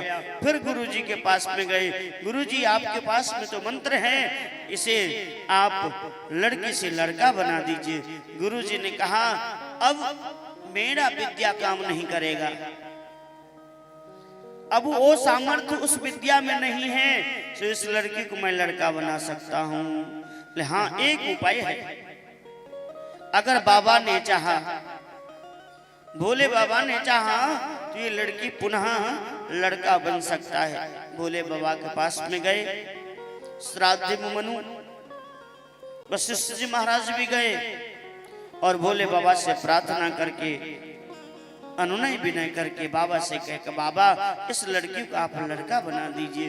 भोले बाबा ने कहा कि वो भूमि तो श्रापित है, अगर इसको मैं लड़की से लड़का बना दूंगा तो श्राप तो विफल हो जाएगा, इसलिए ऐसा करो, एक उपाय है, 6 महीने ये लड़का बनकर के रहेगा और 6 महीने लड़की बनकर के रहेगा। बोलो वृंदावन बिहारी लाल की। श्राद्ध मनु ने मन में विचार किया, बेटा एक ही है, कम से कम बेटा का मुख 6 महीने तो अपने घर में राज्य में तो देखेंगे। और भोले बाबा ने उस लड़के को पुनः लड़का बना दिया। 6 महीना व्यतीत होने के बाद वो राजकुमार फिर से राजकुमारी के रूप में परिणित हो जाती थी। वृंदावन बिहारी लाल की। इस प्रकार से प्रायः काल सूर्य वंश में राजा और महाराजाओं को पुत्र प्राप्त नहीं होता था। बड़े बड़े यज्ञ अनुष्ठान करने के बाद पुत्र प्राप्त होता था। आगे चल करके सूर्य वंश में बड़े बड़े राजा महाराजा प्रतापी राजा हुए। सूर्य वंश में एक राजा था जिनका नाम था रघु। उन्हीं के नाम से ये रघुकुल चलना प्रारंभ हुआ। रघु जी महाराज अपने राज्य में सबसे तेज और बलशाली राजा था। रघु जी महाराज के सामने में कोई भी राजा महाराजा टिक नहीं पाते थे। युद्ध में जो भी आते थे ना, वो हार का मुख देख करके लौट के चले जाते थे। महाराज रघु के पास में एक ऐसा बाण था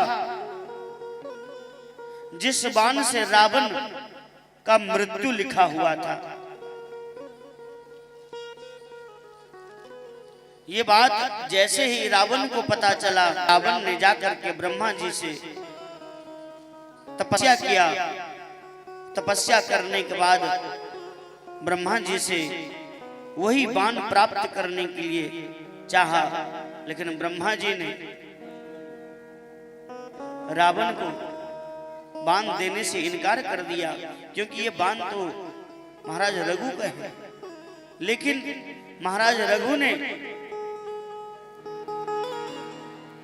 वो बाण ब्रह्मा जी को पहले ही दे चुके थे, जिस बाण से रावण मरता।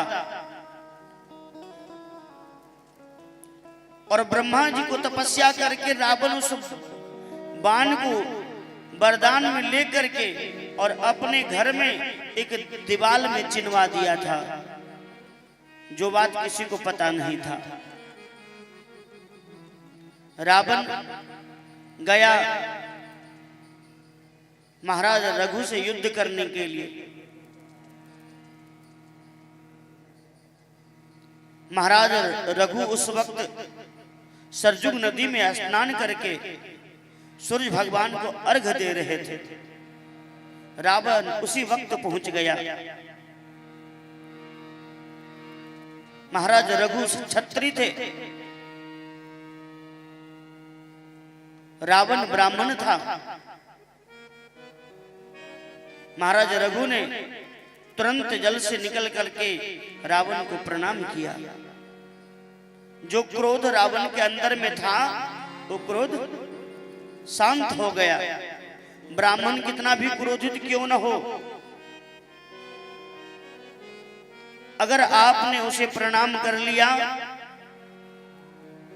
तो समझ लीजिए आपको सर्वस्व प्राप्त हो गया।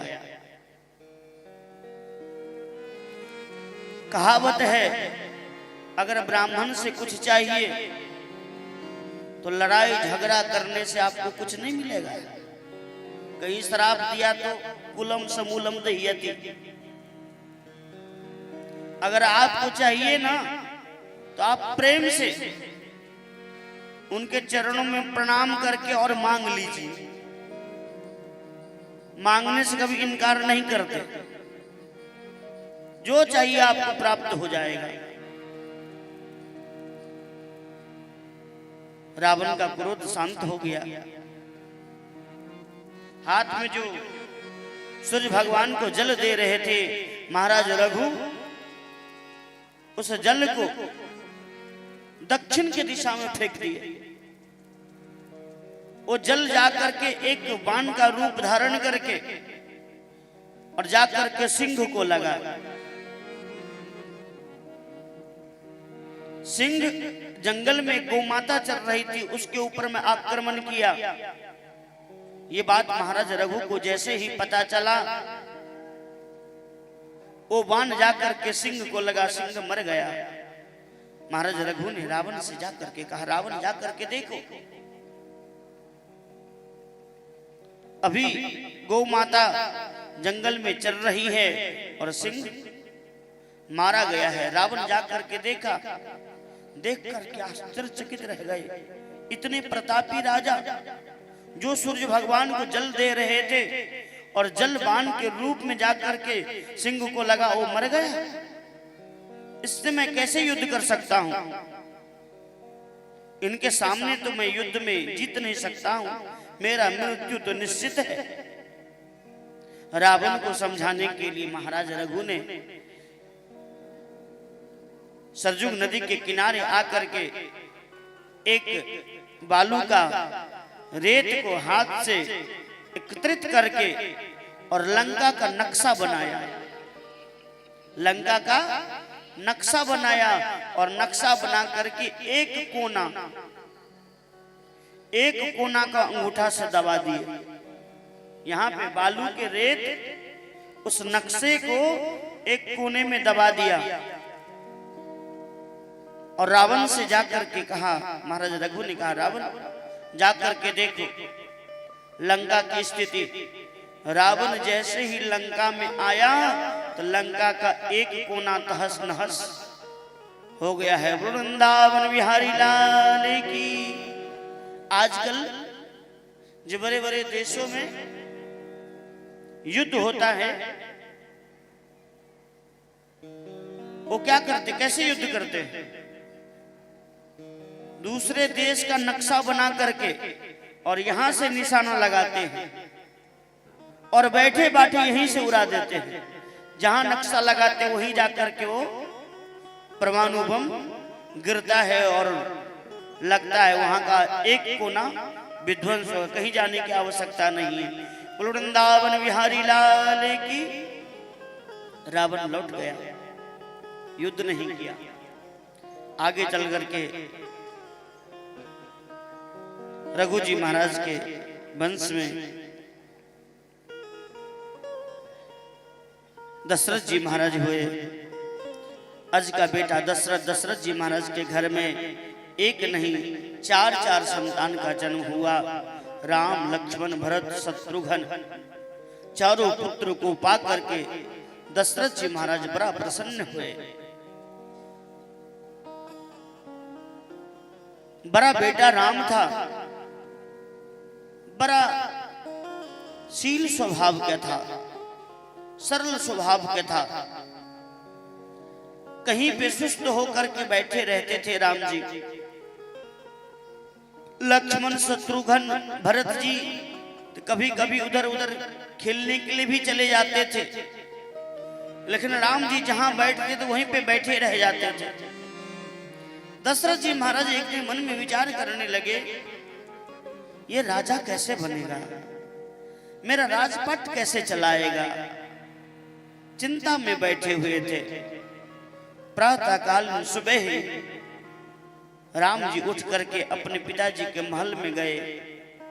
एक बहुत बड़ा झूमर टंगा हुआ था, कम से कम 9 लाख का झूमर था। राम जी ने उसे तोड़ करके नीचे गिरा दिया। जिस झूमर के ऊपर दशरथ जी महाराज को बहुत ममता था,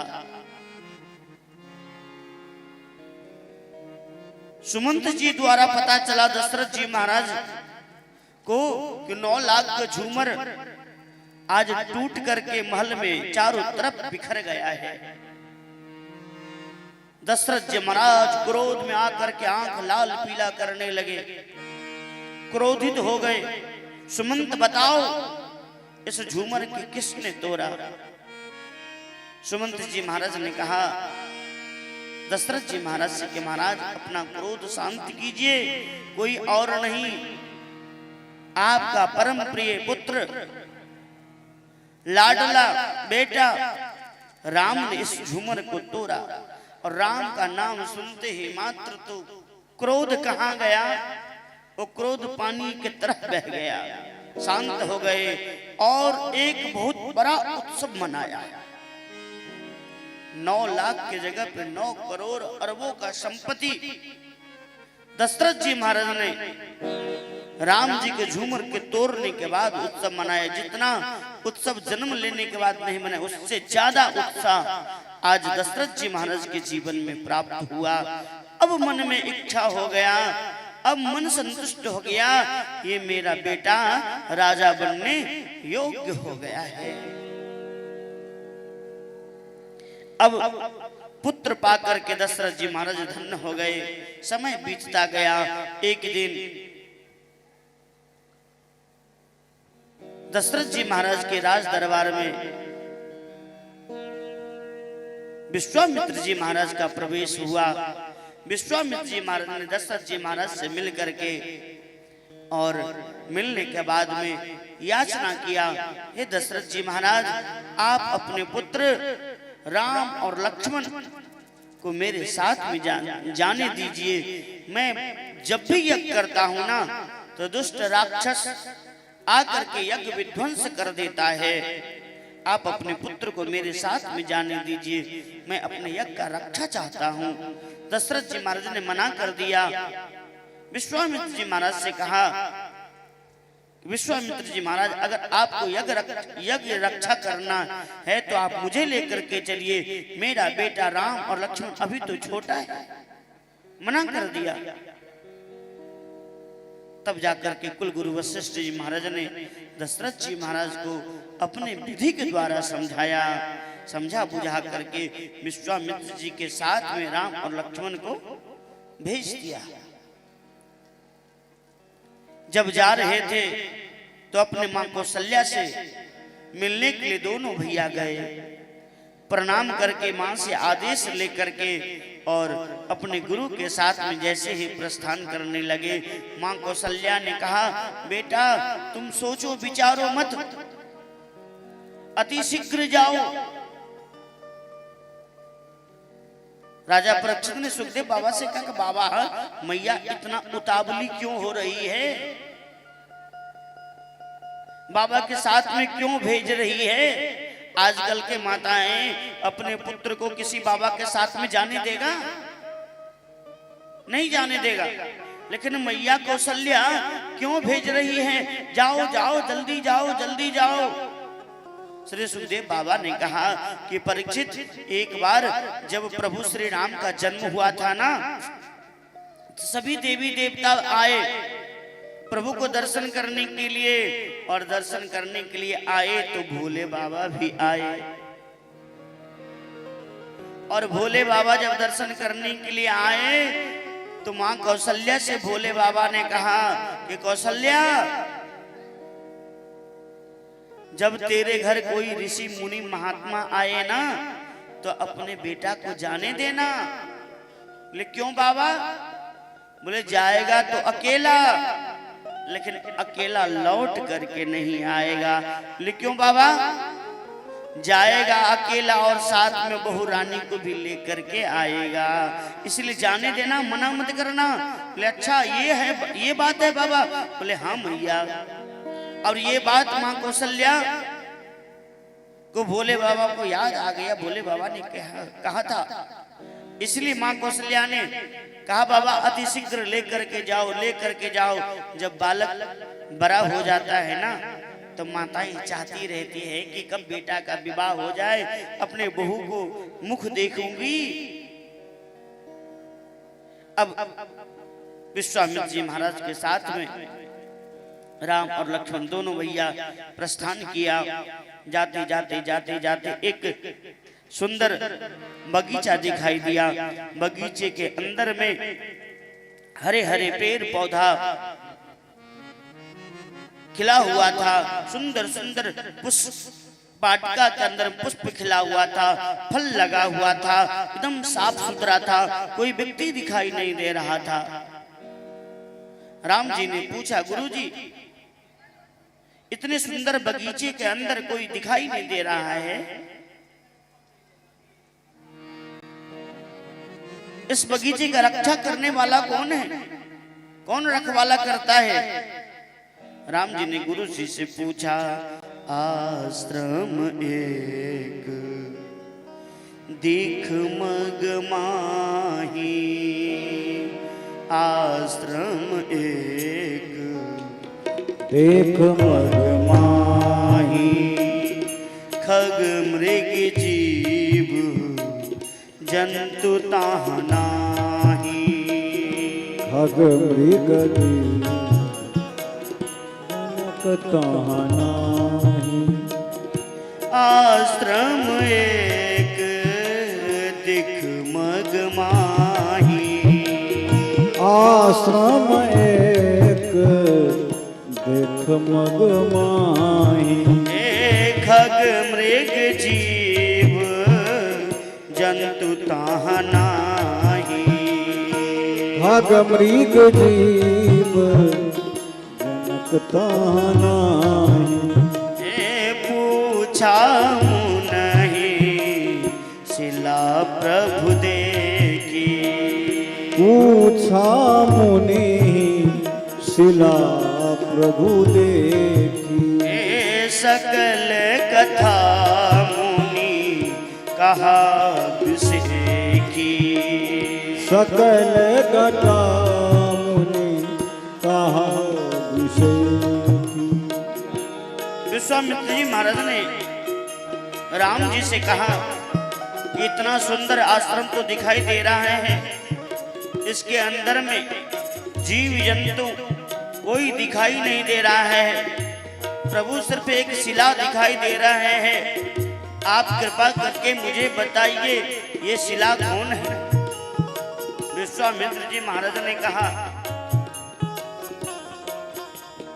गौतम नारी श्राप बस उपल देह धरी थी, चरण कमल रज चाहती, कृपा करहु रघुवीर, कृपा करहु रघुवीर। राम, ये जो शिला दिखाई दे रहा है ना, ये गौतम ऋषि कि नारी अहिल्या श्राप के कारण बस पत्थर बन करके इस वन में अपना जीवन व्याप्त कर रही है। राजा परीक्षित ने सुखदेव बाबा से कहा कि बाबा, ये गौतम ऋषि के नारी अहिल्या और ये पत्थर कैसे बन गई? सुखदेव बाबा ने कहा, अहिल्या जो थी ना बहुत सुंदर थी, इतनी सुंदर थी कि उनके सामने में चंद्रमा भी फीका पड़ता था। सुंदर नारी का जीवन में बहुत संकट आता है।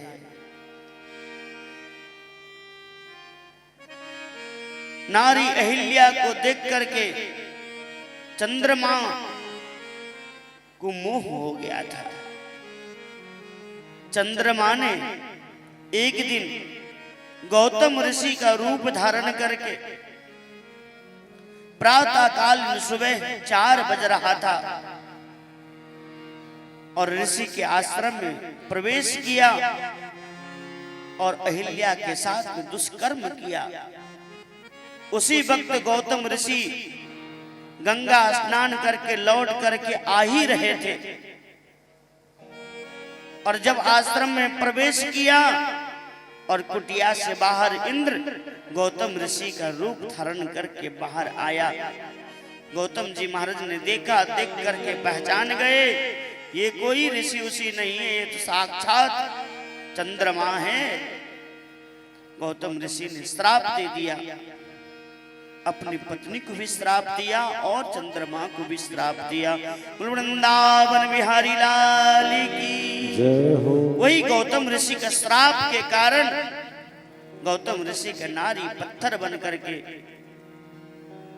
और इस वन में पड़ी हुई है। प्रभु श्री राम के चरण के रज को प्राप्त करना चाहती है। प्रभु श्री राम ने अपना चरण स्पर्श किया उस शिला के ऊपर और नारी अहिल्या उस शिला से, उस पत्थर से पुनः सुंदर रूप धारण करके प्रकट हो जाती है। राघवेंद्र सरकार के चरणों में प्रणाम करके और उनका स्तुति विनय करके और पुनः अपने पति के धाम को चली जाती। वृंदावन बिहारी लाल की। इस प्रकार से नारी अहिल्या का उद्धार हुआ। गुरुजी राम और लक्ष्मण दोनों भैया को यज्ञशाला के अंदर लेकर के गया। यज्ञ प्रारंभ हुआ, दुष्ट राक्षस आया। यज्ञ जैसे ही प्रारंभ हुआ, दुष्ट राक्षसों ने जैसे ही आक्रमण किया, आक्रमण करने के बाद प्रभु श्री राम ने राक्षस को मार करके समाप्त किया। समय बीतता गया, दोनों भाई को लेकर के विश्वामित्र जी महाराज पहुंच गए। कहाँ? जनकपुर। जनकपुर से एक पत्र आया था, धनुष यज्ञ का पत्र आया था। जनक जी महाराज ने विश्वामित्र जी महाराज को न्योता भिजवाए थे, निमंत्रण भिजवाए थे। उस न्योता में प्रभु श्री राम और लक्ष्मण जी को लेकर के विश्वामित्र जी महाराज पहुंच गए। वृंदावन बिहारी लाल की। एक बार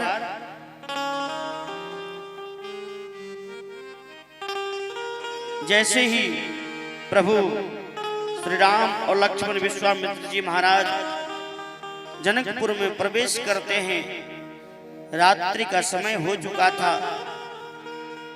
आम के बगीचे में रात्रि भर विश्राम किया। विश्राम करके सुबह का इंतजार कर रहे थे। इधर एक दिन राजा अकबर बिरबल से कहा कि बिरबल, तुम्हारे भगवान कैसे हैं? जब देखो जो बुलाता है, जहां बुलाता है वहां पे दौरे दौरे चले जाते। और हमारे जो पैगंबर है ना, हमारे जो अल्लाह है, हमारे जो भगवान है ना,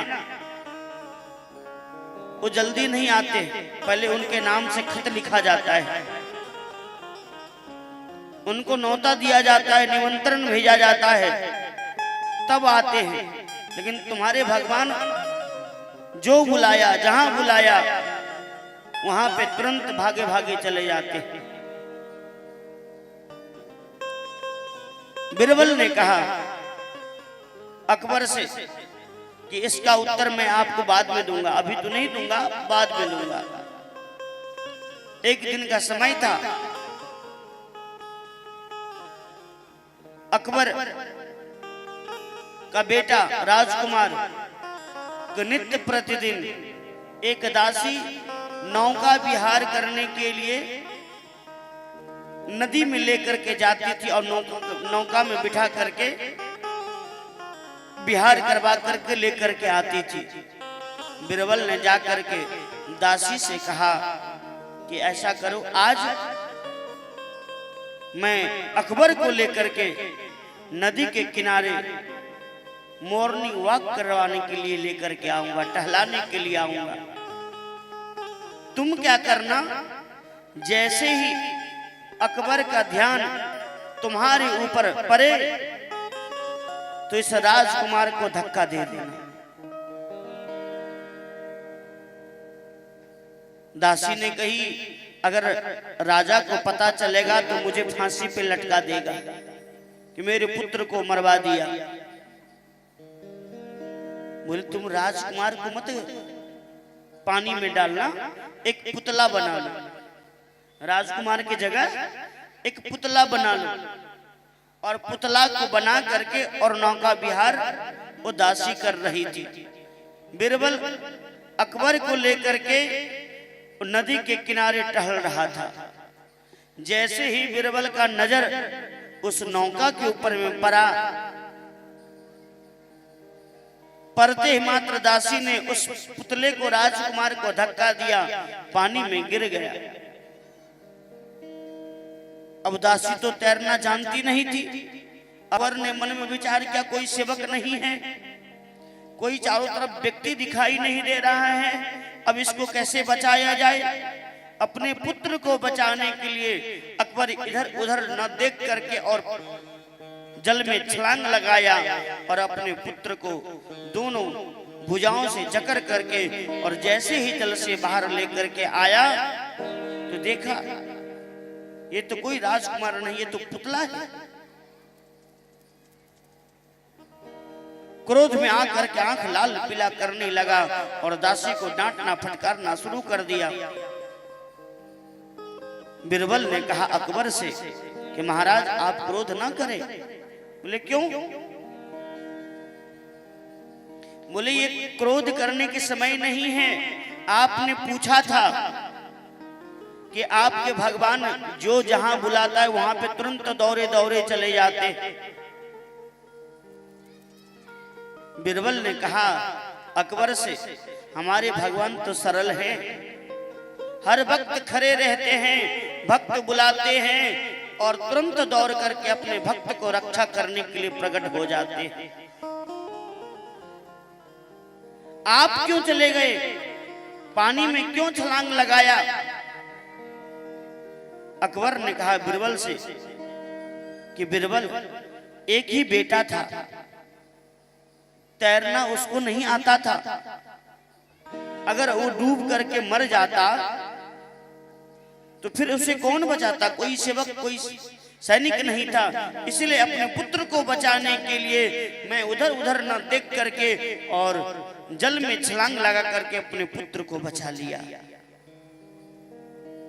बीरबल ने कहा अकबर से कि महाराज आपने पूछा था, उस प्रश्न का उत्तर यही है। ऐसे ही हमारे भगवान हैं, अपने भक्त को बचाने के लिए किसी भी व्यक्ति की आवश्यकता नहीं पड़ता है, स्वयं चले जाते हैं। जिस प्रकार आप अपने पुत्र को बचाने के लिए जल में छलांग लगाए, अगर ऐसा होता, अगर आपको विश्वास होता तो आप पत्र भेजते, अपने खुदा को बुलाते, अपने पैगंबर को याद करते, और जब तक वो आते तब तक तो आपका बेटा स्वाहा हो जाता। वृंदावन बिहारी लाल की। तब जाकर के अकबर को ज्ञान आया। एक बार अकबर के राज दरबार के बाहर में एक पान लगाने वाला व्यक्ति था और नित्य प्रतिदिन उनका नियम था पान लगा करके और राजा को देना। एक दिन पान में ज्यादा चूना पड़ गया। अकबर पान खाया तो सही, लेकिन उसका थोड़ा सा जीवा कट गया। क्रोध आया, बोले अब इसको जीवित नहीं छोड़ूंगा।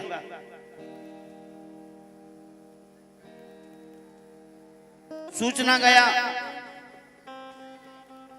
पान वाले के पास में कि जाओ पाव भर चूना, एक पाव चूना लेकर के महल में भेजवा दे।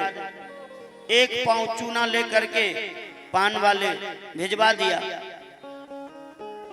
प्रातःकालीन सुबह पान लेकर के पान वाला गया अकबर को देने के लिए। जब जा ही रहा था तो सामने से बीरबल मिल गया। बीरबल ने कहा कहां जा रहे हो? बोले राजा को पान देने के लिए। वो बोले अकबर कल तुमसे चूना मंगवाया था। बोले हाँ मंगवाया था। क्यों मंगवाया था पता है? बोले ये तो पता नहीं है। आज तुम मरने वाले हो। जो चूना तुमसे मंगवाया है ना, पाव भर चूना, वो तुमको चूना खवाएगा और खाते ही तुम्हारा मृत्यु हो जाएगा। पान वाले ने कहा बिरबल से कोई बचने का उपाय है महाराज तो बताइए। बोले एक उपाय है, जब तुम पान लेकर के जाना तो कम से कम पाव भर मेरे दुकान में घी रखा है उसको पी करके जाना। पान वाले ने घी पी करके गया और पाव भर चूना को खा गया, लेकिन घी के कारण उस चूना से उस पान वाले को कुछ भी नहीं हुआ। लौट करके आया, अकबर तो मन में विचार करने वो तो पान वाला मर गया होगा। कल प्रातः काल में फिर से पान लेकर के गया अकबर के पास। बोले भाई तुम फिर से पान लेकर के आए, तुम मरे नहीं? बोले नहीं तो। बोले क्या कारण है जो तुम मरे नहीं? बिरबल को बुलाया। बिरबल ये बच कैसे गया? पाव भर चूना खाने वाले व्यक्ति बच कैसे गया? बिरबल ने कहा अकबर से, प्रभु ये चूना खाने से पहले मैंने उसको घी पिला दिया था, इसीलिए वो बच गया। बिरबल ने कहा अकबर से, अकबर कहा बिरबल से कि बिरबल तुम कैसे जान गया कि मैं इसे मारने वाला हूं? बिरबल ने कहा अकबर से कि महाराज मुझे सरस्वती कंठस्थ है,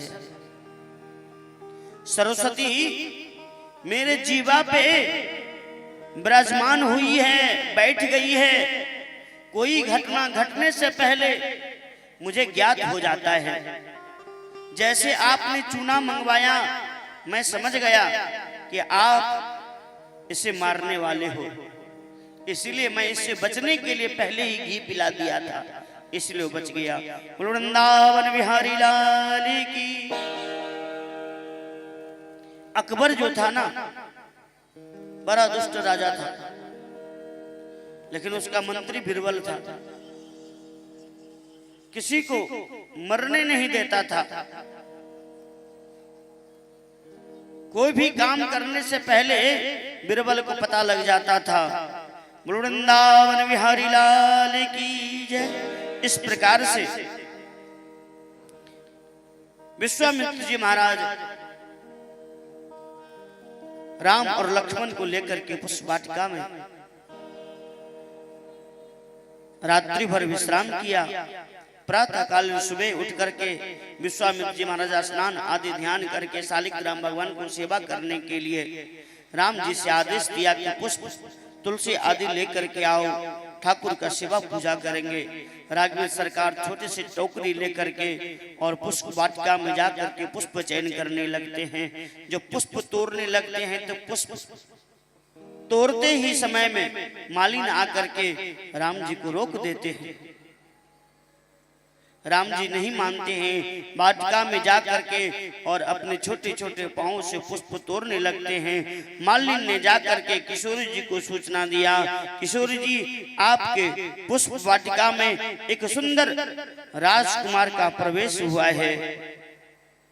अब किशोर जी राजकुमार को देखने के लिए उतावला हो गई, अपनी सखी सहेली के साथ में सज करके और पुष्प वाटिका में जैसे ही प्रवेश करने लगती है, करते ही मात्र जैसे ऊपर दृष्टि करके देखती है तो सामने में प्रभु श्री राघवेंद्र सरकार को देखती है। देखते मात्र ऐसे अवरुद्ध हो जाती है कि शरीर का शुद्ध बुद्ध सब खो जाती है और देखती ही रह जाती है। प्रभु श्री राम जैसे ही किशोरी जी को देखा, देखते मात्र दोनों अवरुद्ध हो गए, पत्थर के जैसे, मूर्ति के जैसे खड़े हो गए। राम जी किशोरी जी को देख रहे हैं, किशोर जी राम जी को देख रहे हैं। आकाश मार्ग में जितने भी देवी देवताएं थे सब चारों तरफ से घेर करके और पुष्प का बरसात करने लगे, सब जय जयकार करने लगे। ऐसा सुंदर जोड़ी आज तक मैंने कभी देखा नहीं था, सुना नहीं था। प्रभु विधाता कि अगर इच्छा हो तो इनका दोनों का जोड़ी एक जैसा हो जाए। वृंदावन बिहारी लाल की जय हो। कवियों ने देख करके और सुंदर पद के द्वारा दोनों स्वरूप का वर्णन करने लगे। देख कर राम जी को जनक नंदिनी बाग में यूं खरी की खरी रह गई। कर राम जी को जनक नंदिनी बाग में यूं खरी की खरी रह गई। देख कर राम जी को जनक नंदिनी बाग में यूं खरी की खरी रह गई। देख कर राम जी को जनक नंदिनी बाग में यूं खरी की खरी रह गई। राम देखे सिया को सिया राम को, राम देखे सिया को सिया राम को, राम देखे सिया को सिया राम को, राम देखे सिया को सिया राम को। चारों अखियां लरी की लरी रह गई। चारों अखियां लरी की लरी रह गई। देख कर राम जी को जनक नंदिनी बाग में यूं खरी की खरी रह गई। देख कर राम को श्री जनक नंदिनी बाग में यूं खरी की खरी रह गई। जय हो। सब लोग दोनों हाथों से तालियों का सेवा करते हुए बोले डाकविंद सरकार की हरि बोल।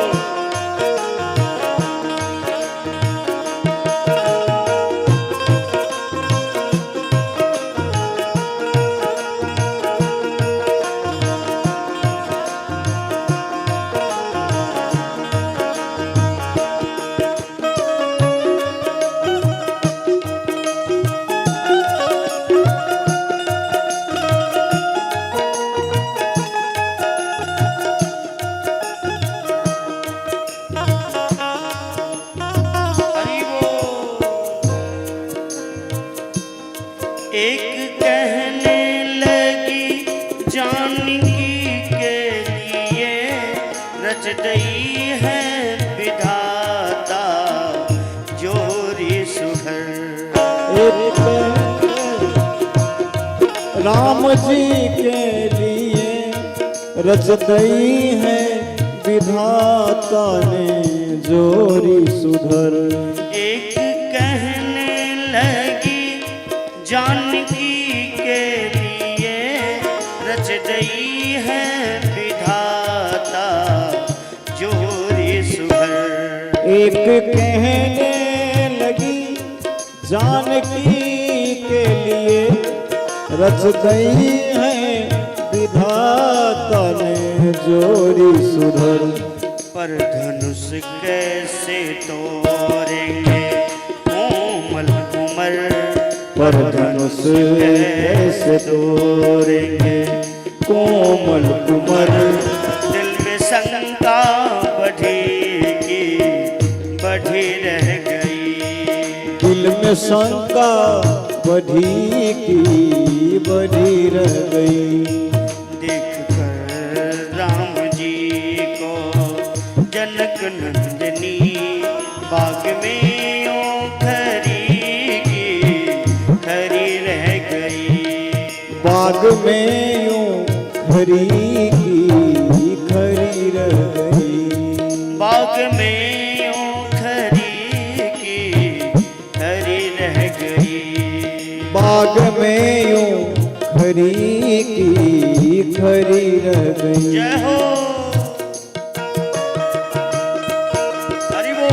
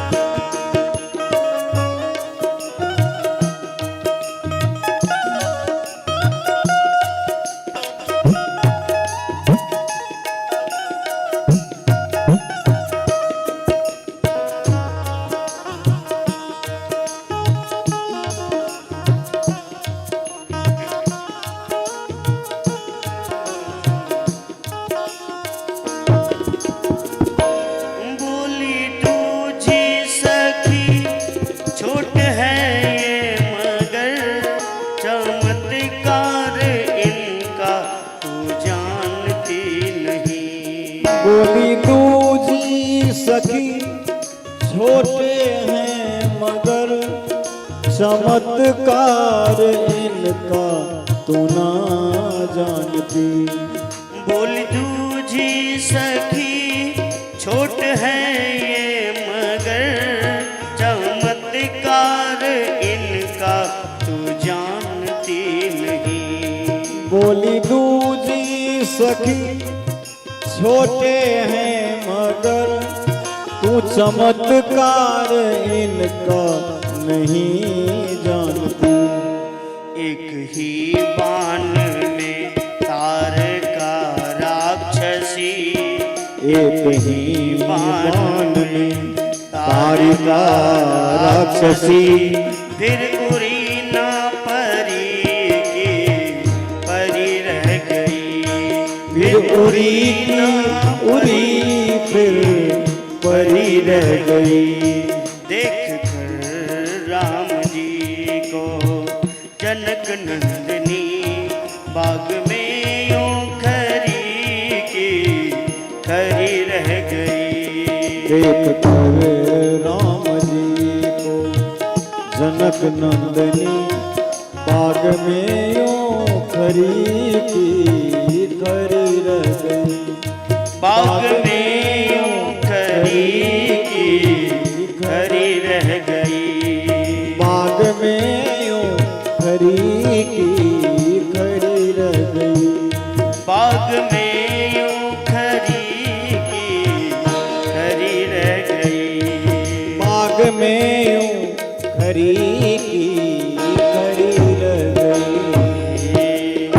बोल वृंदावन बिहारी लाल की जय हो। बोल बांके बिहारी लाल की जय हो। इस प्रकार से पुष्प वाटिका के अंदर कई घंटों तक किशोर जी राम जी को देखते रह गए और राम जी किशोर जी को देखते रह गए। समय बीतता गया। विश्वामित्र जी महाराज लक्ष्मण जी से आदेश दिया कि जाओ देख करके आओ। अभी तक पुष्प लेकर के राम क्यों नहीं आया। तुरंत लक्ष्मण जी जाते हैं। यहाँ तो मूर्तिमान बन करके पुष्प वाटिका में खड़े हैं। फिर वहां से लक्ष्मण जी पकड़ कर लेकर जाते हैं। साले ग्राम भगवान को पूजन आदि करके विश्वामित्र जी महाराज राम लक्ष्मण दोनों भैया को लेकर के जनक जी महाराज के यज्ञशाला में प्रवेश किया। जनक जी महाराज ने विश्वामित्र जी महाराज को देख करके उठ करके स्वागत सत्कार आदि किया। सुंदर सिंहासन पे विराजमान करवाया। एक तरफ विश्वामित्र जी महाराज और बगल में राम लक्ष्मण दोनों भैया विराजमान हो गए। जनकपुर में बाजा बज रहा है, जय जयकार हो रहा है। राजा महाराजाएं सब आए हुए थे धनुष यज्ञ में। जनक जी महाराज ने प्रतिज्ञा किया था, जो धनुष तोड़ेगा उसी के साथ में मैं अपनी सुपुत्री किशोरी सीता का विवाह करूंगा।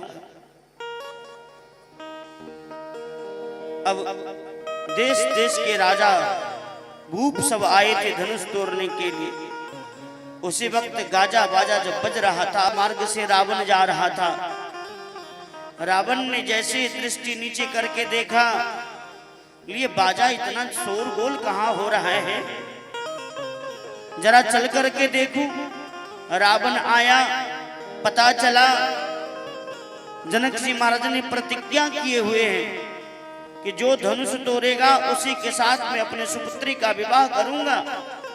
रावण अपने मूंछ पे एकदम हाथ फेरने लगा। ओ त्रेता का ब्राह्मण, सतयुग का ब्राह्मण रावण बूढ़ा हो चुका था, बाल पक चुका था, दाढ़ी पक चुका था, शरीर भी एकदम बूढ़ा अवस्था में आ चुका था और अब विवाह करने के लिए तैयारी कर रहा था। इस यज्ञशाला के अंदर में मुझसे वीर तो कोई है ही नहीं, मैं ही धनुष तोड़ूंगा और किशोरी जी को विवाह करके अपने विमान पे बिठा करके लंका लेकर के जाऊंगा। रावण गया धनुष के पास में, चारों तरफ देखा, धनुष तोड़ने का प्रयास करने लगा, लेकिन धनुष टूटा नहीं। थक गया, सारा प्रयास लगा दिया। रावण ने जैसे ही नीचे हाथ बढ़ाया, और हाथ जैसे बढ़ाया कि एक हाथ का उंगली धनुष के नीचे दब गया। रावण छरफटाने लगा, जोर जोर से चिल्लाने लगा, कोई बचाओ बचाओ बचाओ। बचाने वाला तो कोई नहीं था, लेकिन हिलम डोल में थोड़ा सा वो बाण ढीला हुआ, रावण का हाथ बाहर आया, रावण प्राण बचा करके वहां से 9-2-11 हो गया। वृंदावन बिहारी लाल की धनुष तो नहीं टूटा, रावण वहां से निकल गया। रावण कहा मैं बरा तो बाली के कांख में क्यों पड़ा, बाली कहा मैं बरा तो राम के बाण से क्यों मरा, राम कहा मैं बरा तो भक्त के पीछे क्यों पड़ा, भक्त कहा मैं बरा तो हरि नाम के पीछे क्यों पड़ा। हरे नाम हरे नाम हरे नाम वैव केवलम कलौ नास्तवे नास्तवे नास्तवे गदर न था। रावण चिल्लाते हुए वहां से अपने लंका को प्रस्थान किया। धनुष किसी से नहीं टूटा। विश्वामित्र जी महाराज ने राघवेंद्र सरकार से आदेश दिया, राघवेंद्र सरकार ने उठ करके धनुष को तोड़ा और किशोरी जी के साथ में विधि पूर्वक मंगलमय विवाह किया। आज किशोरी जी के साथ में राम जी का विवाह हुआ। लक्ष्मण जी महाराज जी भी साथ में आए थे और अयोध्या से दशरथ जी महाराज अपने पुत्र भरत और शत्रुघ्न जी को बारात के रूप में लेकर के आए और जनकपुर में चारों भैया को विधि पूर्वक मंगलमय विवाह हुआ। और विवाह होने के बाद चारों बहू रानी को लेकर के अपने सुपुत्र राम लक्ष्मण भरत शत्रुघ्न को लेकर के और पहुंच जाते हैं अयोध्या। अयोध्या में आकर के बड़े धूमधाम से मां कौशल्या अपने बेटा और बहू को आदर सत्कार करने लगा और अयोध्या में वास करने लगे। वृंदावन बिहारी लाल। आज मिथिला नगरिया निहाल सखिया, जय हो।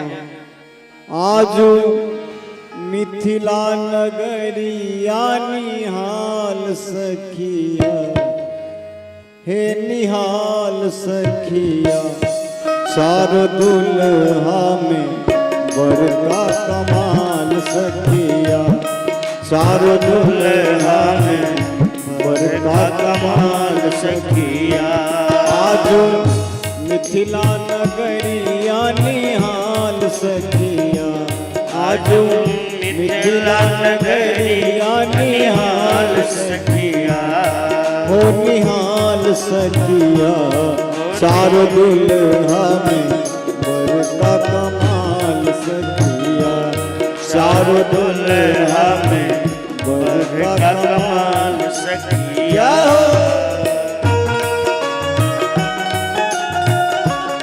हरि बोल।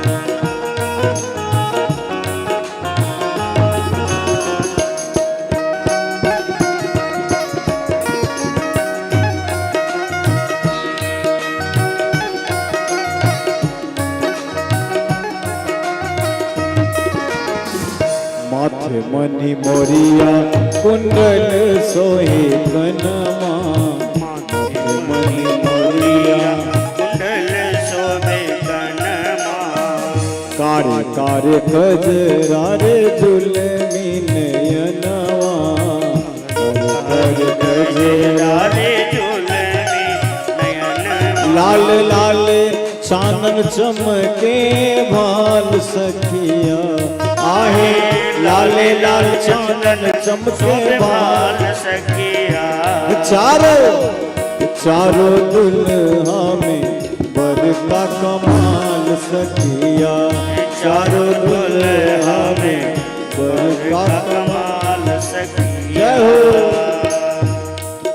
सभी लोग मीठे मीठे स्वर से तालियों को सेवा करते हुए एक बार प्रेम से बोली राघवेंद्र सरकार की।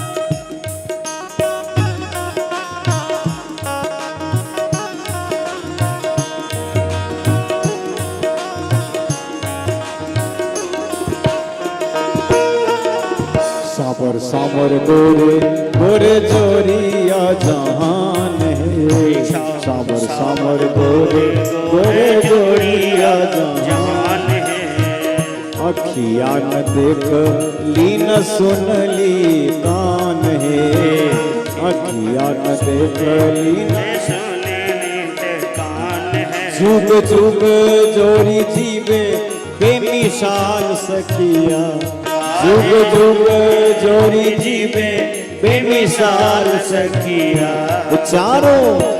चारों दुल्हा में बर का कमाल सखिया चारों दुल्हा में बर का कमाल सखिया आज मिथिला नगरिया निहाल सखिया आज मिथिला नगरिया निहाल सखिया चारों दुल्हा में बर का कमाल सखिया चारों दुल्हा में बर का कमाल सखिया चारों दुल्हा में बर का कमाल सखिया चारों दुल्हा में बर का कमाल सखिया। गुरु राघवेंद्र सरकार की जय हो। अवध मिथिला धाम की जय हो। जय जय सीताराम जय जय राधे श्याम।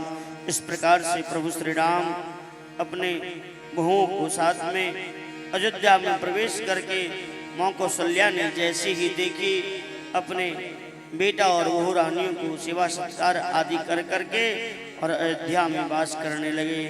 और इस प्रकार से पूरे परिवार मिलकर के वो अयोध्या में वास करते हैं। प्रभु को यहीं पे रहने दीजिए। आगे चल करके राजा परीक्षित ने सुखदेव बाबा से कहा कि बाबा अब मेरे प्रभु की चर्चा आप गाथा को सुनाइए। तुरंत श्री सुखदेव जी महाराज ने अब राम चंद्रवंश सूर्यवंश की कथा को विराम दे करके और चंद्रवंश में प्रवेश करते हैं। आइए हम और आप मिल करके भी चंद्रवंश में प्रवेश करते हैं। श्री सुखदेव जी महाराज कह रहे हैं, कथितो वंश विस्तारो भवता सोम सूरयो राज्य चोभाय वंशानां चरितम परमाद भूतम। परीक्षित ने तुरंत प्रश्न किया, भगवान मैंने सूर्यवंश की वंशावली और चंद्रवंश के राजाओं की लंबे लंबे गाथा को श्रवण किया, अब मेरे प्रभु को आप लीला को श्रवण कराइए।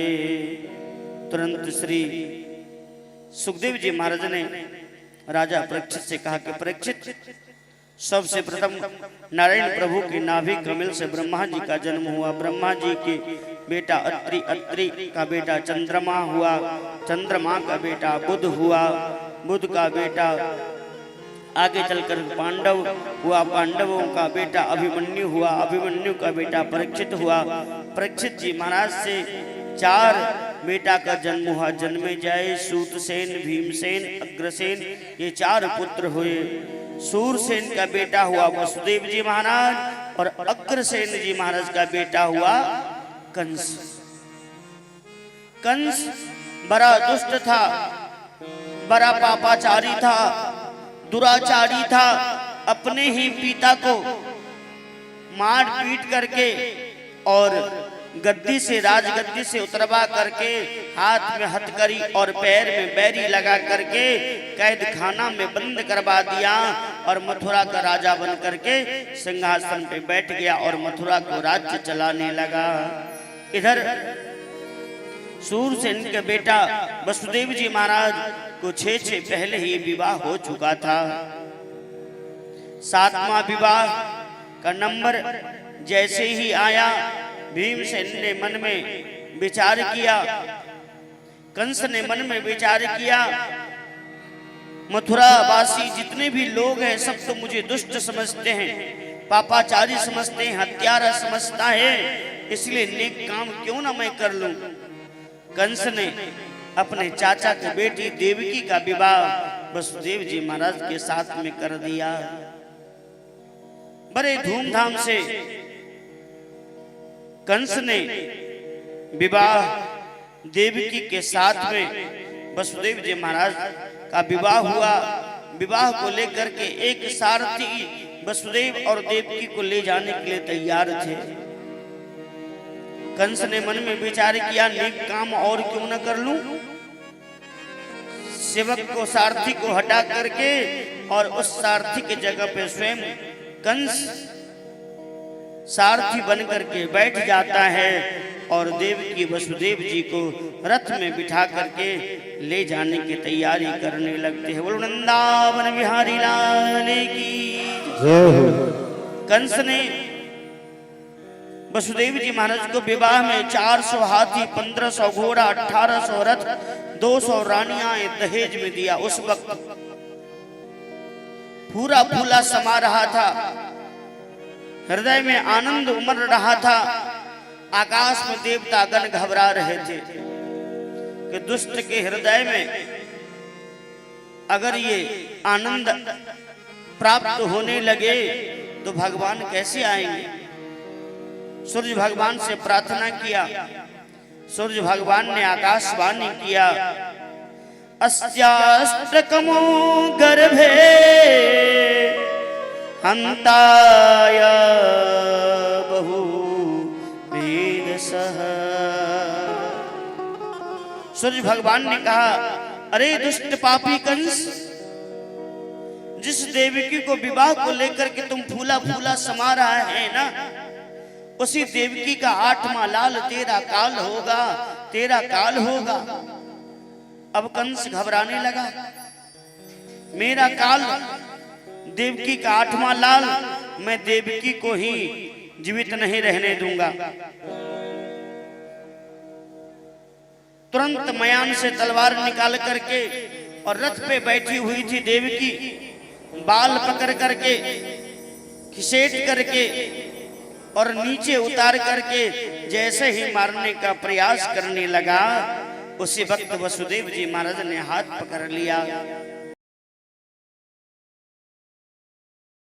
कि कंस, आकाशवाणी ने क्या कहा?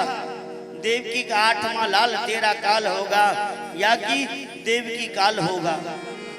मैं वसुदेव प्रतिज्ञा करता हूं कि देवकी के गर्भ से जो भी संतान जन्म लेगा मैं तुम्हें सौंप दूंगा।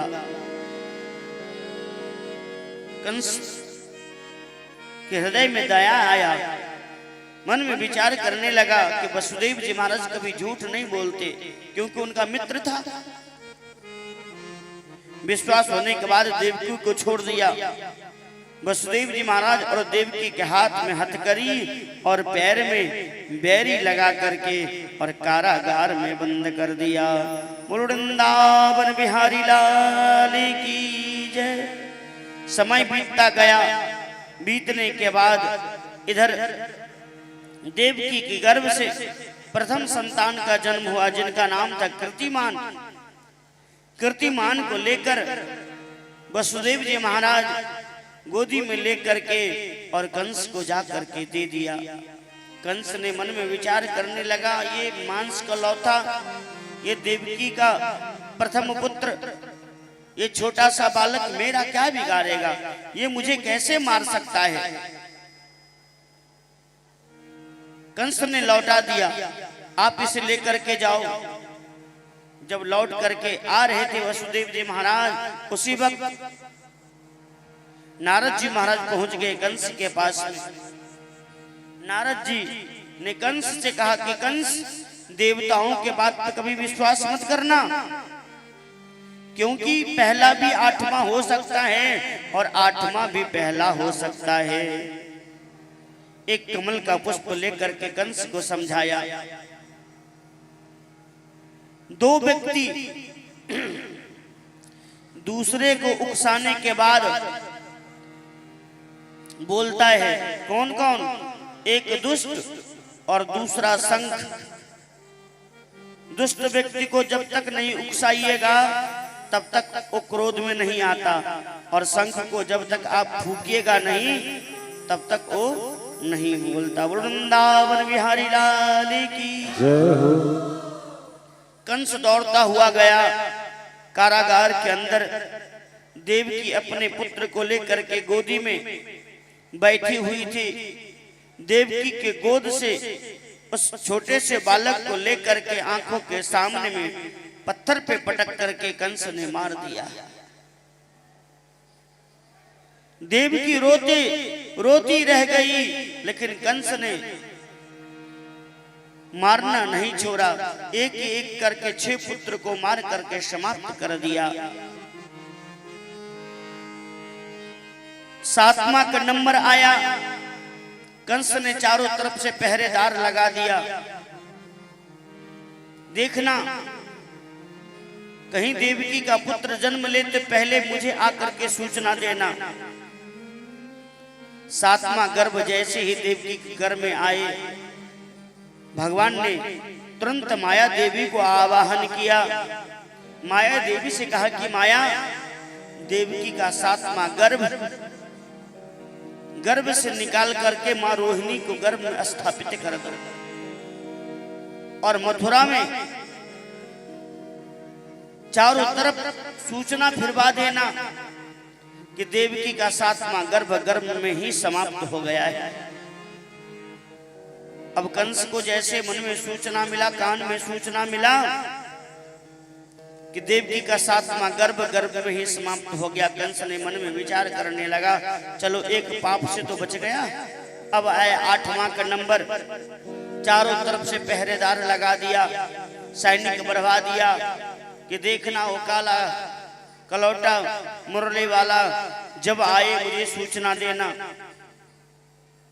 अब कंस दिन भर नहीं सोता है, रात्रि भर नहीं सोता है कि कब आ जाएगा, कब उसका जन्म हो जाएगा। आकाशवाणी ने कहा था मेरा मृत्यु हो जाएगा। घबराने लगे, न दिन में सोता था न रात में सोता था और इंतजार कर रहा था कि कब सूचना आए। देवकी के गर्भ में 8वां गर्भ आ चुका था। भगवान ने जैसे ही आने के समय हुआ, देवकी के गर्भ से एक प्रकाश निकला जो आकाश में जाकर के सभी देवताओं को सूचना देना शुरू कर दिया। सभी देवताओं को पता चल गया कि देवकी 8वें संतान को जन्म देने वाली है। गर्भ में स्वयं भगवान आ चुके हैं। गर्भस्तुति करने के लिए चारों तरफ से आकाश मार्ग सभी देवीगण आकर के, देवता सब आकर के मथुरा नगरी को घेर लिया। सब जय जयकार करने लगे और भगवान की स्तुति करने लगे। आइए हम और आप मिलकर के भगवान की गर्भस्तुति करते हैं, फिर उसके बाद भगवान का जन्म होगा। बोलो वृंदावन बिहारी लाल की जय हो। सभी देवता मिलकर के भगवान की गर्भस्तुति करते हैं। स्वागतम कृष्ण शरणागतम कृष्ण, स्वागतम कृष्ण शरणागतम कृष्ण, स्वागतम कृष्ण सुस्वागतम कृष्ण, शरणागतम कृष्ण शुभ स्वागतम कृष्ण, स्वागतम सुस्वागतम स्वागतम कृष्ण, स्वागतम शुभ स्वागतम शरणागतम कृष्ण, स्वागतम सुस्वागतम शरणागतम कृष्ण, स्वागतम शुभ स्वागतम शरणागतम कृष्ण, स्वागतम कृष्ण हाथ ऊपर करके तालियों को स्वागत करते हुए भगवान कृष्ण की। स्वागतम कृष्ण सुस्वागतम कृष्ण, स्वागतम कृष्ण शरणागतम कृष्ण, सत्यं व्रतं सत्यं परं त्रिसत्ययोनि नीतं च सत्ये सत्यातकं त्वं सत्यनेत्रं सत्यातकं त्वं शरणं प्रपन्न।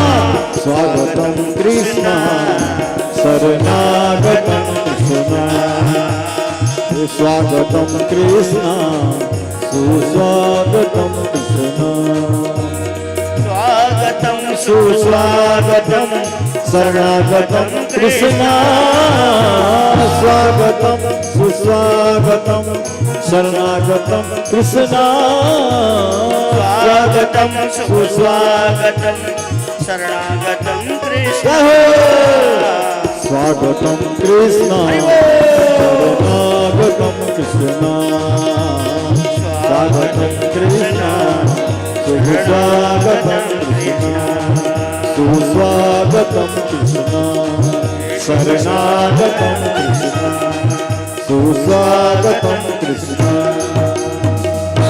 बोल बाल कृष्ण लाल की जय हो। तुरंत भगवान ने सभी देवताओं को सूचना दिया, भैया ज्यादा शोरगुल मत करना, मैं अभी जन्म लेकर के मां के गर्भ से बाहर नहीं आया हूं, अभी गर्भ में हूं। अगर मामा कंस को पता चलेगा तो देने के लेने पर जाएगा, इसलिए सबके सब शांत हो जाओ। सबके सब शांत हो गए। शांत होने के बाद अब समय बीतता गया। मां देवकी के गर्भ से लाला कन्हैया का जन्म हुआ। लाला कन्हैया ने वसुदेव जी महाराज से कहा कि जैसे ही मेरा जन्म होगा मुझे आप टोकरी में लेकर के और गोकुल को दे आइएगा। मैया यशोदा के यहाँ वहाँ पे एक लाली का जन्म हुआ है, आप उसे लेकर के आइएगा। बोले वसुदेव जी महाराज की जय हो। बोले बालकृष्ण लाल की जय हो। देव की गर्भ से भगवान प्राकट्य हो गए हैं और वसुदेव जी महाराज लेकर के आ रहे हैं। भादो का महीना आ गया, कृष्ण पक्ष आ गया, अष्टमी तिथि आ गई, बुधवार आ गया, रोहिणी नक्षत्र आ गया, हर्षण योग आ गया, बबकर्ण आ गया, मध्य रात्रि 12 बजे का समय हो गया।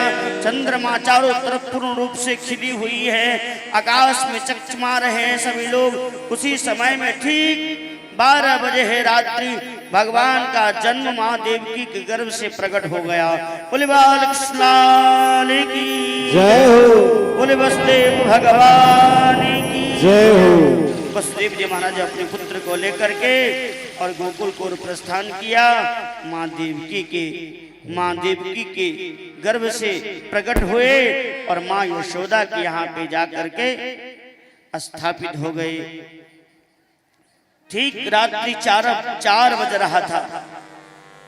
मैया यशोदा अचेत अवस्था में पड़े हुए हैं।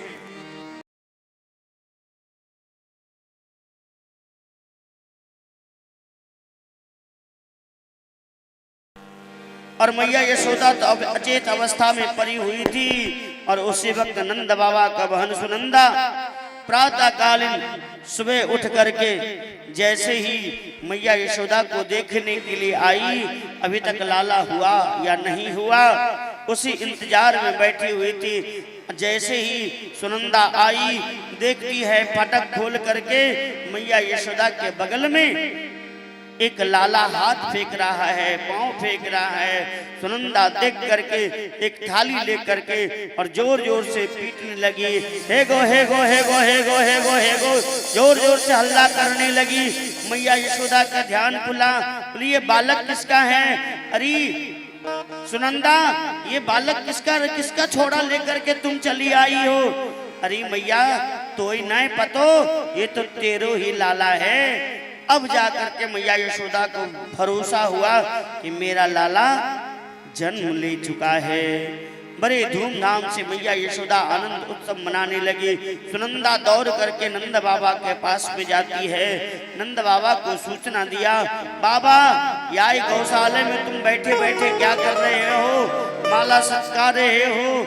तेरे घर में तेरे सुंदर लाला का जन्म हो चुका है। नंद बाबा दौड़ते हुए आए, आकर के सबसे पहले अपने लाला कन्हैया को पूजन किया। वृंदावन बिहारी लाल की बोले बालकृष्ण लाल की जय। नंद बाबा ब्राह्मणों को बुला करके लाला कन्हैया को पूजन आदि किया, दान दक्षिणा दे करके ब्राह्मणों को तृप्त किया। आइए हम और आप मिल करके लाला कन्हैया को पूजन करते हैं। अरे मैया यशोदा आकर के लाला को थोड़ी सी पूजन कर ली। मैया यशोदा लाला कन्हैया को पूजन करती है। वेदज्ञ ब्राह्मण स्वस्ति वाचन करते हैं। हरि ओम महास्वस्ति नः इंद्रो वृद्धश्रवाः स्वस्ति नः विश्ववेदः स्वस्ति नः क्षयो अरिष्टनेमिः स्वस्ति नो बृहस्पतिर्दधातु।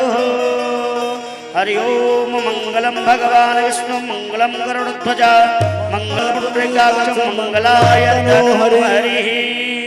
मैया यशोदा ने नंद बाबा ने अपने पुत्र लाला कन्हैया को पूजन आदि किया। वेदज्ञ ब्राह्मणों को दान दक्षिणा दे करके तृप्त किया। अरे मैया लाला को पूजन का दक्षिणा दो, गोपाल जी को भी दक्षिणा दो, भागवत भगवान के ऊपर भी दक्षिणा दो।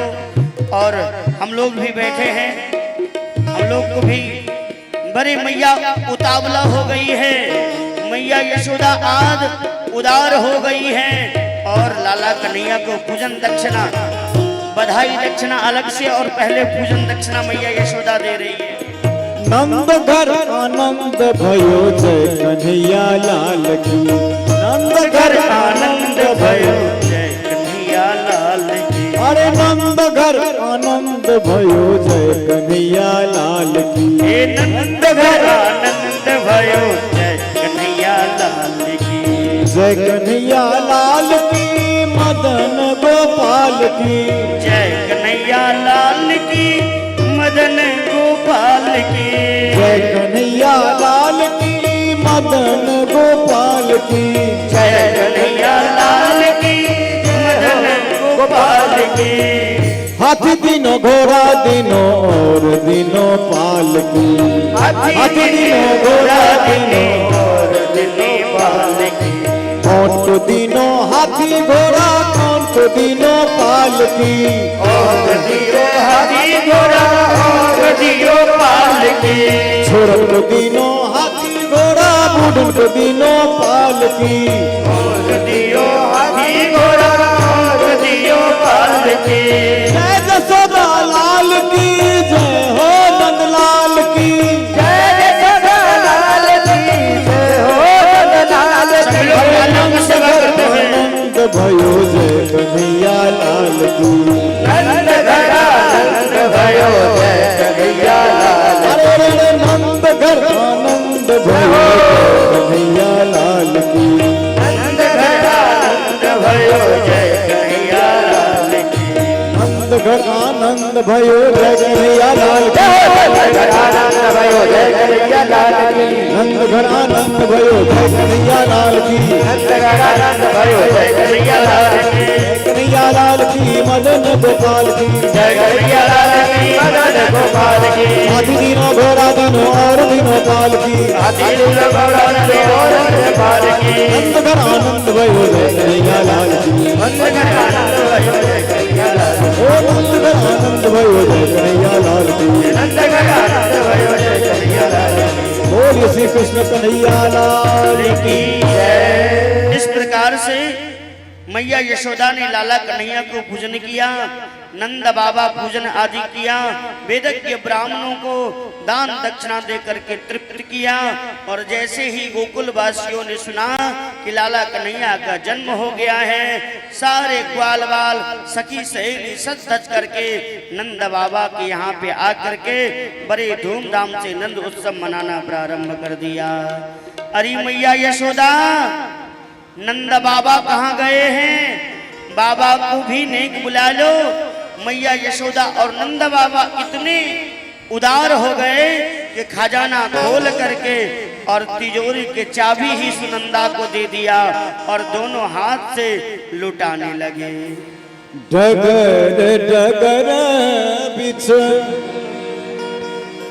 गोकुला नगरिया से गोकुला नगरिया बधैया बाजे।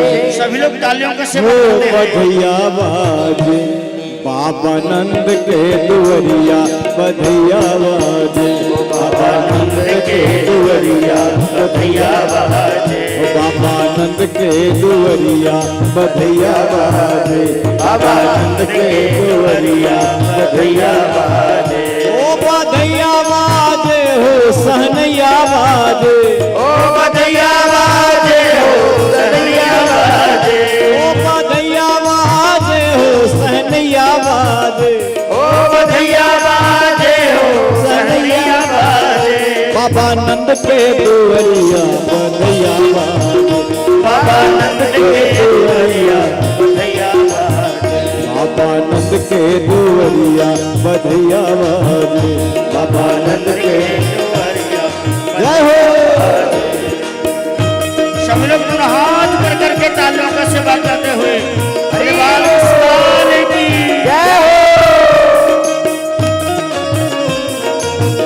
और नंद के लाला की जय हो।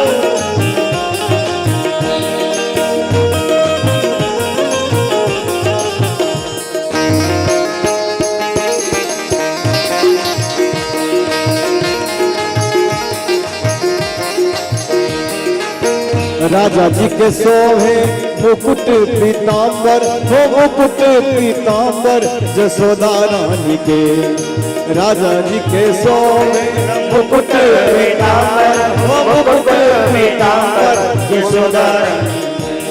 ओ राजा जी के शोभे, राजा जी के शोभे मुकुट पीतांबर, ओ मुकुट पीतांबर जसोदा रानी के।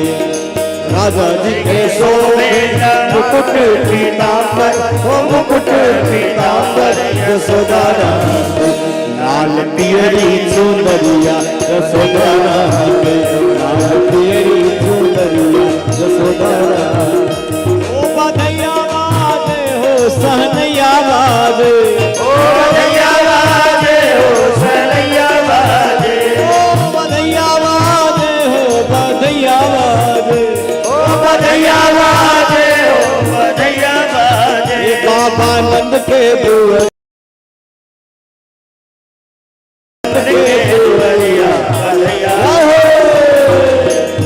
सभी लोग हाथ ऊपर करके तालियों को सेवा करते हुए बोले नंद के लाला की जय।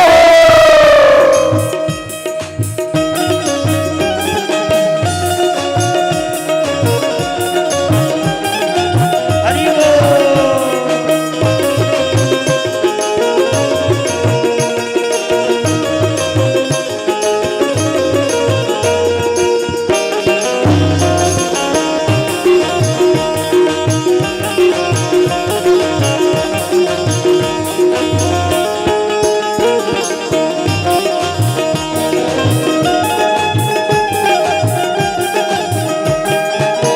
राजा जी लुटावत अन धन सोना, राजा जी लुटावत अन धन सोना, राजा जी लुटावत, हे राजा जी लुटावत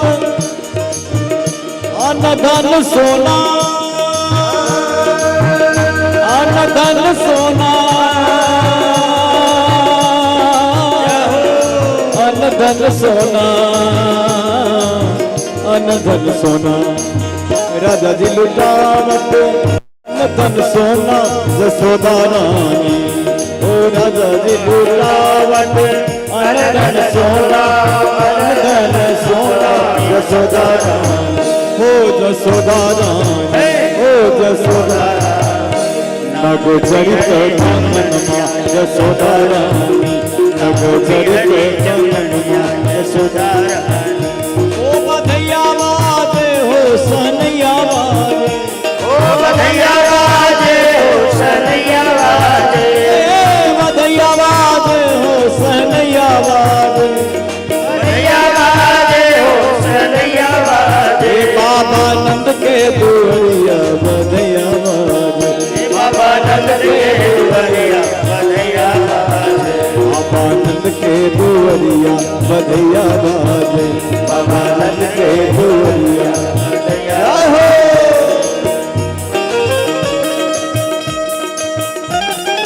हरि बोल।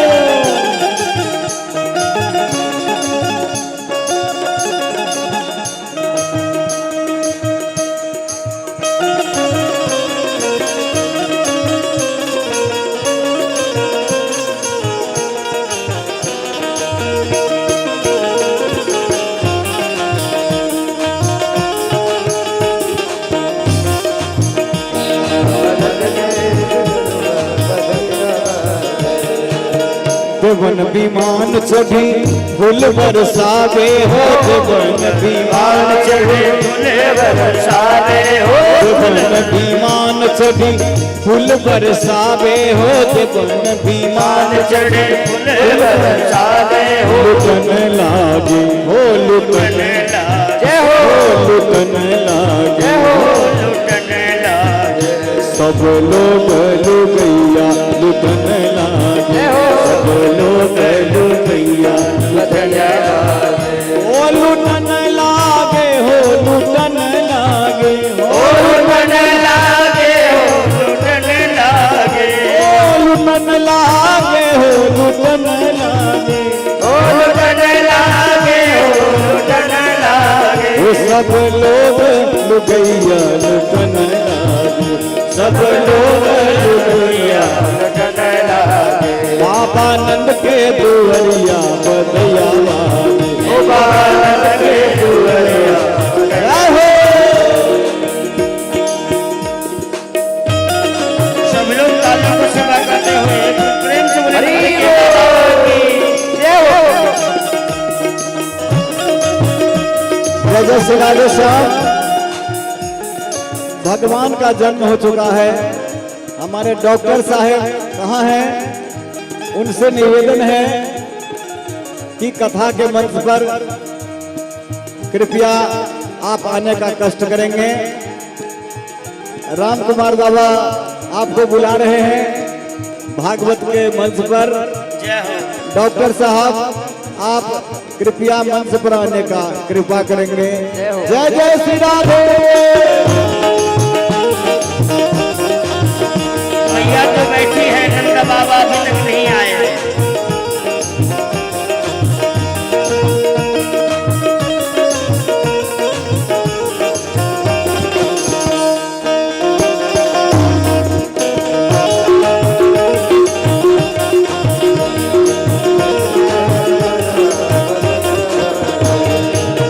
भागवत रसिक मगन हुए नाचे, भागवत रसिक मगन होए नाचे।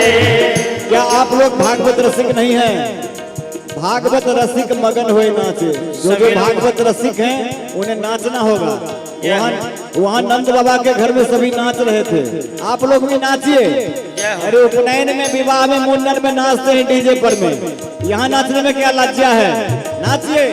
भागवत रसिक मगन हुए नाचे, भागवत रसिक मगन होए नाचे। भागवत रसिक मगन हुए नाचे, भागवत रसिक मगन होए नाचे। मगन होए नाचे, नचन लागे ओ नचन लागे ओ नचन लागे ओ नचन लागे। सब लोग लुगैया नचन लागे,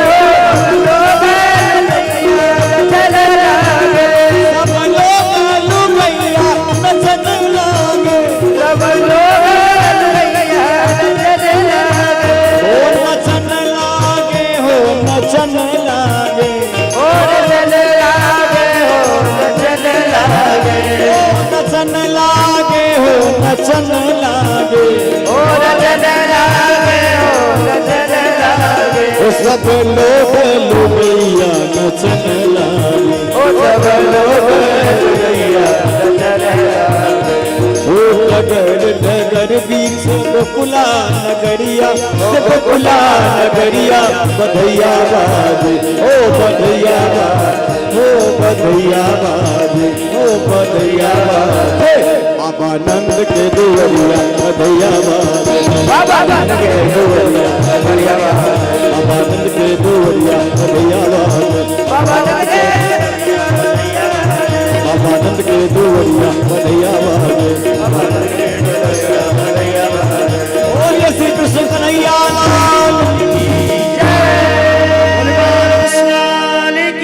जय हो। मैया यशोदा की जय हो। नंद बाबा की जय हो। बाबा जे जशोदा जी के हितगर आदमी होवे, दियादनी होवे, पड़ोसी होवे, उ तो खूब नाच। आ जे कहीं शौकीन होवे से सब नहीं नाच। हाँ यो बाबा किया नाच? बेटा ओकरा भेले होय छै हमरा नहीं। जे जशोदा जी के शौकीन होवे उ तो नहीं नाच। आ जे दियादनी होवे तो उ नाच। जना कि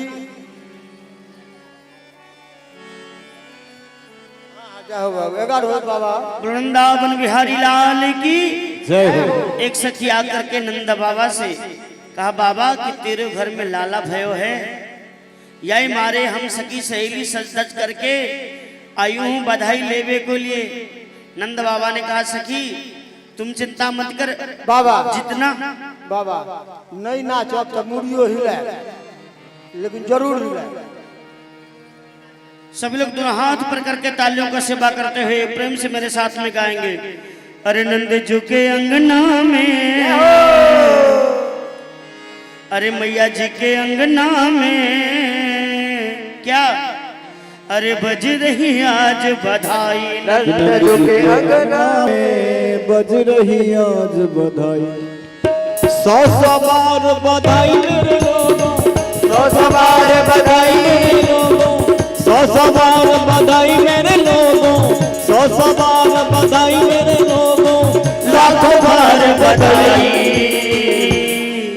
दोनों हाथ ऊपर करके अरे नंद जी के, अरे नंद जी के, अरे नंद जी के नाम में बज रही आज बधाई। नंद जी के अंगना में बज रही आज बधाई। नंद जी के अंगना में बज रही आज बधाई। नंद जी के अंगना में बज रही आज बधाई। ओ बज रही आज बधाई लोगों, बज रही आज बधाई लोगों, बज रही आज बधाई लोगों, बज रही आज बधाई लोगों, बज रही आज बधाई। नंद झुके, नंद झुके, अरे नंद झुके, अरे नंद झुके अंगना में बज रही आज बधाई। नंद जी के अंगना में बज रही आज बधाई। सभी लोग तालियों को सेवा करते हुए भगवान कृष्ण की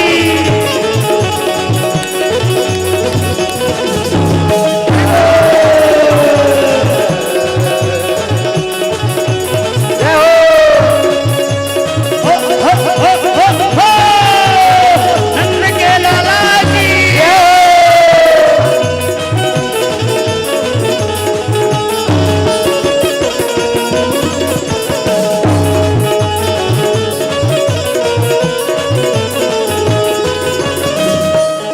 सखिया कह रही है नंदा बाबा से, क्या कर रही है? चमत्कार सा हो गया लोगों, हो गई बात निराली। चमत्कार सा हो गया लोगों, हो गई बात निराली। चमत्कार सा हो गया लोगों, हो गई बात निराली। चमत्कार सा हो गया लोगों, हो गई बात निराली। रात ही रात में नंद बाबा की, रात ही रात में नंद बाबा की दाढ़ी हो गई काली हो। रात ही रात में नंद बाबा की दाढ़ी हो गई काली। नंद झुके हो, नंद झुके हो, नंद झुके अंगना में बज रही आज बधाई। नंद झुके अगला में बज रही आज बधाई। नंद झुके अगला में बज रही आज बधाई। नंद झुके अगला में बज रही आज बधाई। जय हो।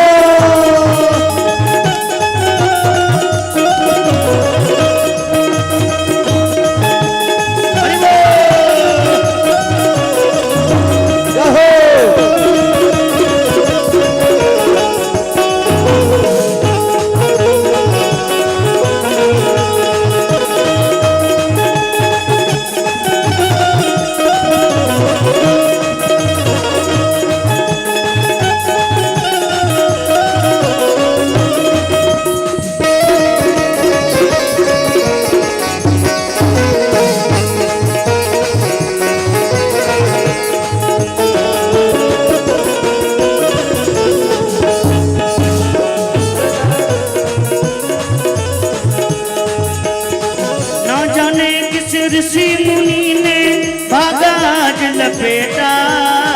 ना जाने किस ऋषि मुनि ने भागाज लपेटा। ना जाने किस ऋषि मुनि ने भागाज लपेटा। ना जाने किस ऋषि मुनि ने भागाज लपेटा। कह रहे सखिया 88 वर्ष के आयु में नंद बाबा और मैया यशोदा के ऊपर किसी ऋषि मुनि का आशीर्वाद फिर गया। क्या आशीर्वाद फिरा कि नंद भवन होनी हो गई। ओ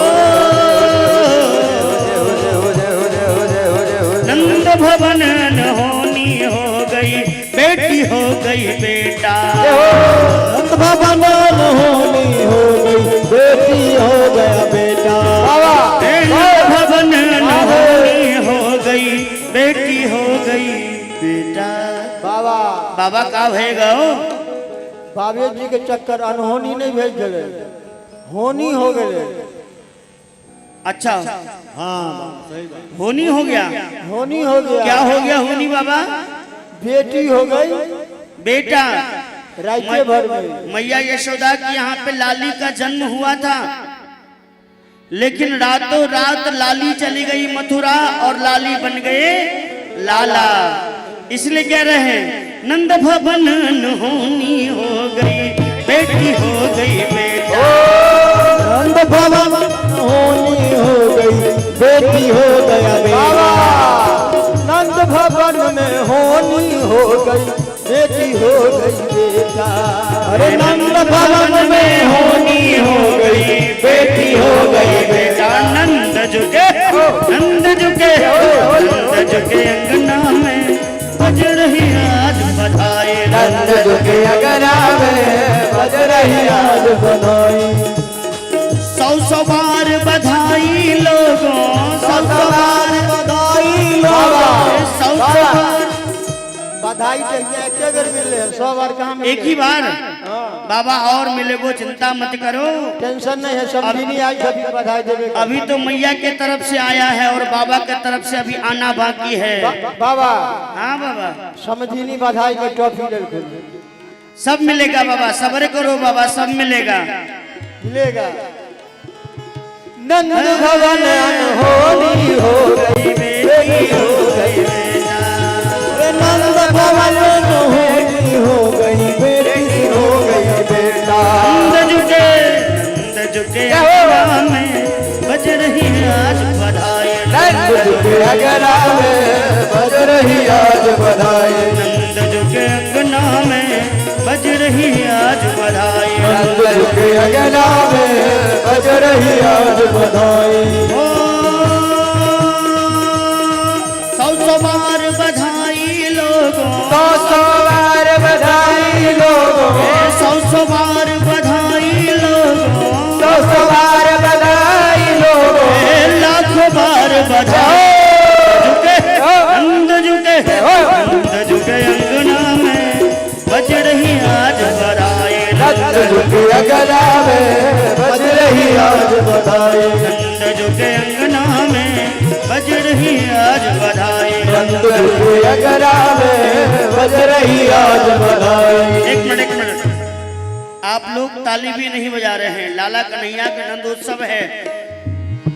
सुखदेव बाबा कह रहे हैं राजा परीक्षित से परीक्षित, नंद महोत्सव के अंदर जो भी उत्सव मनाता है, जो नाचता गाता है, उनके घर में मैं स्वयं हरियाली भर देता हूँ, आनंद आनंद ही कर देता हूँ। आप लोग प्रेम से दोनों हाथों से ताली बजाइए। नाच नहीं सकते हैं तो कम से कमर तो हिला ही सकते हैं। अरे नंद भवन होनी हो गई बेटी हो गई बेटा। नंद भवन होनी हो गई बेटी हो गई बेटा। नंद झुके अंगना में बज रही आज बधाई। नंद झुके अंगना में बज रही आज बधाई। नंद झुके अंगना में बज रही आज बधाई। नंद झुके अंगना में बज रही आज बधाई। जय हो।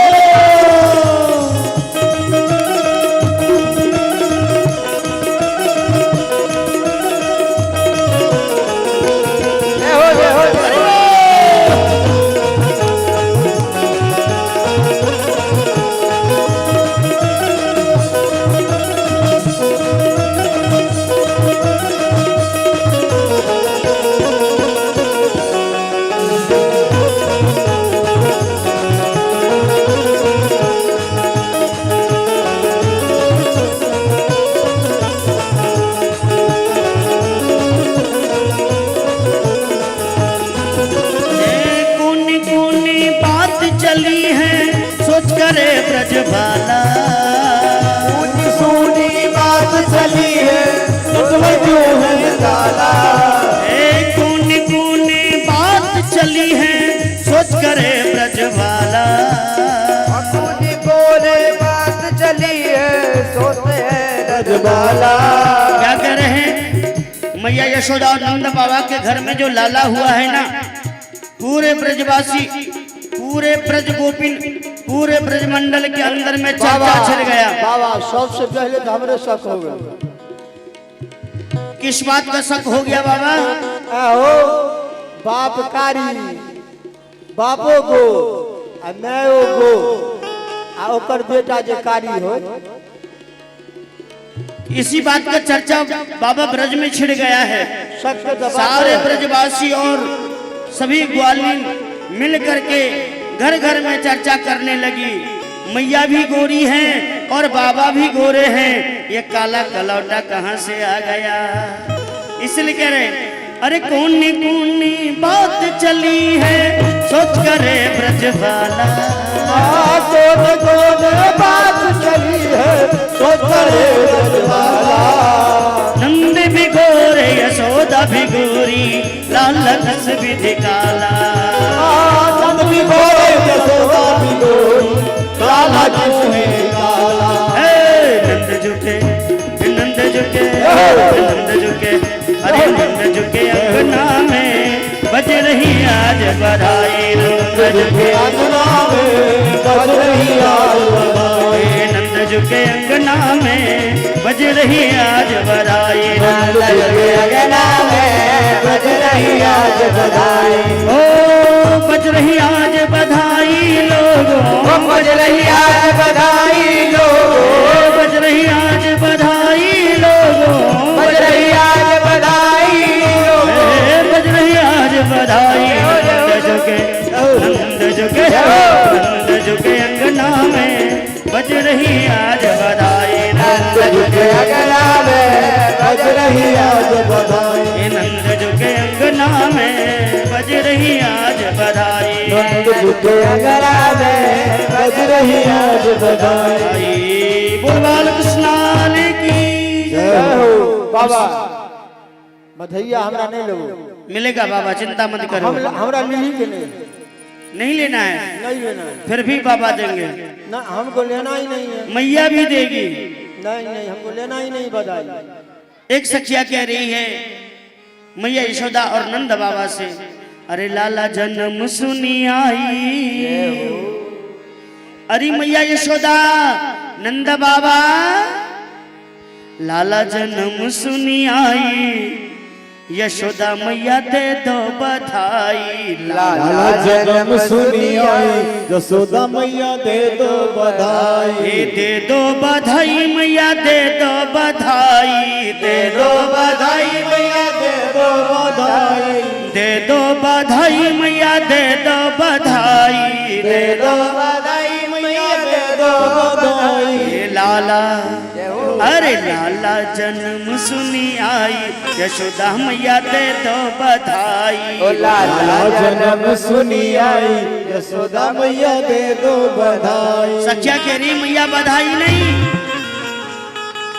अरे सारी भी लूंगी मैया लहंगा भी लूंगी। सारी भी लूंगी मैया लहंगा भी लूंगी।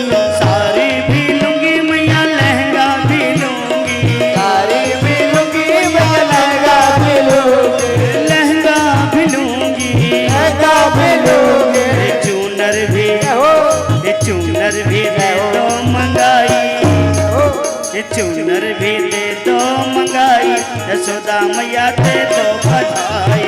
लाला जन्म सुनी आई, यशोदा मैया दे दो बधाई। लाला जन्म सुनी आई, यशोदा मैया दे दो बधाई। लाला जन्म सुनी आई, यशोदा मैया दे दो बधाई। टीका भी लूंगी मैया झुमका भी लूंगी। टीका भी लूंगी मैया झुमका भी लूंगी। टीका भी लूंगी मैया झुमका भी लूंगी। टीका भी लूंगी मैया झुमका भी लूंगी। अरे कुंडल भी बाबा हाँ बाबा यही मिलेगा। अरे कुंडल भी दे दो मंगाई। बाबा झुमका में काम करते एक नंबर। ये बाबा इतने बड़े बड़े झुमका। कान में मैया यशोदा उतावली हो गई है। मैया यशोदा बोल रही है सखी को यही झुमका दूंगो। सखिया कह रही है अरे कुंडल भी दे दे मंगाई। यशोदा मैया दे दो बधाई। कुंडल भी दे दे मंगाई। यशोदा मैया दे दो बधाई। ये लाला जन्म सुनी आई, यशोदा मैया दे दो बधाई। लाला जन्म सुनी आई, यशोदा मैया दे दो बधाई। कारा भी लूंगी मैया छारा भी लूंगी। तारा भी कन्हैया लाल की, हे नंद के आनंद भयो, जय कन्हैया लाल की, हे नंद के आनंद भयो, जय कन्हैया, हे नंद के आनंद भयो, जय कन्हैया लाल की, नंद के आनंद भयो। जय कन्हैया लाल की, हाथी दिनो घोड़ा दिनो, और दिनों पाल की, हाथी दोनों घोड़ा दिनो, और दिनों पाल की, लड़कन के हाथी घोड़ा, उधर के पाल की, हे लड़कन के हाथी घोड़ा, उधर के पाल हे की, नंद घर आनंद भयो, जय कन्हैया लाल की, हे नंद घर आनंद भयो, जय कन्हैया लाल की, हे नंद घर आनंद भयो, जय कन्हैया लाल की, हे नंद घर आनंद भयो।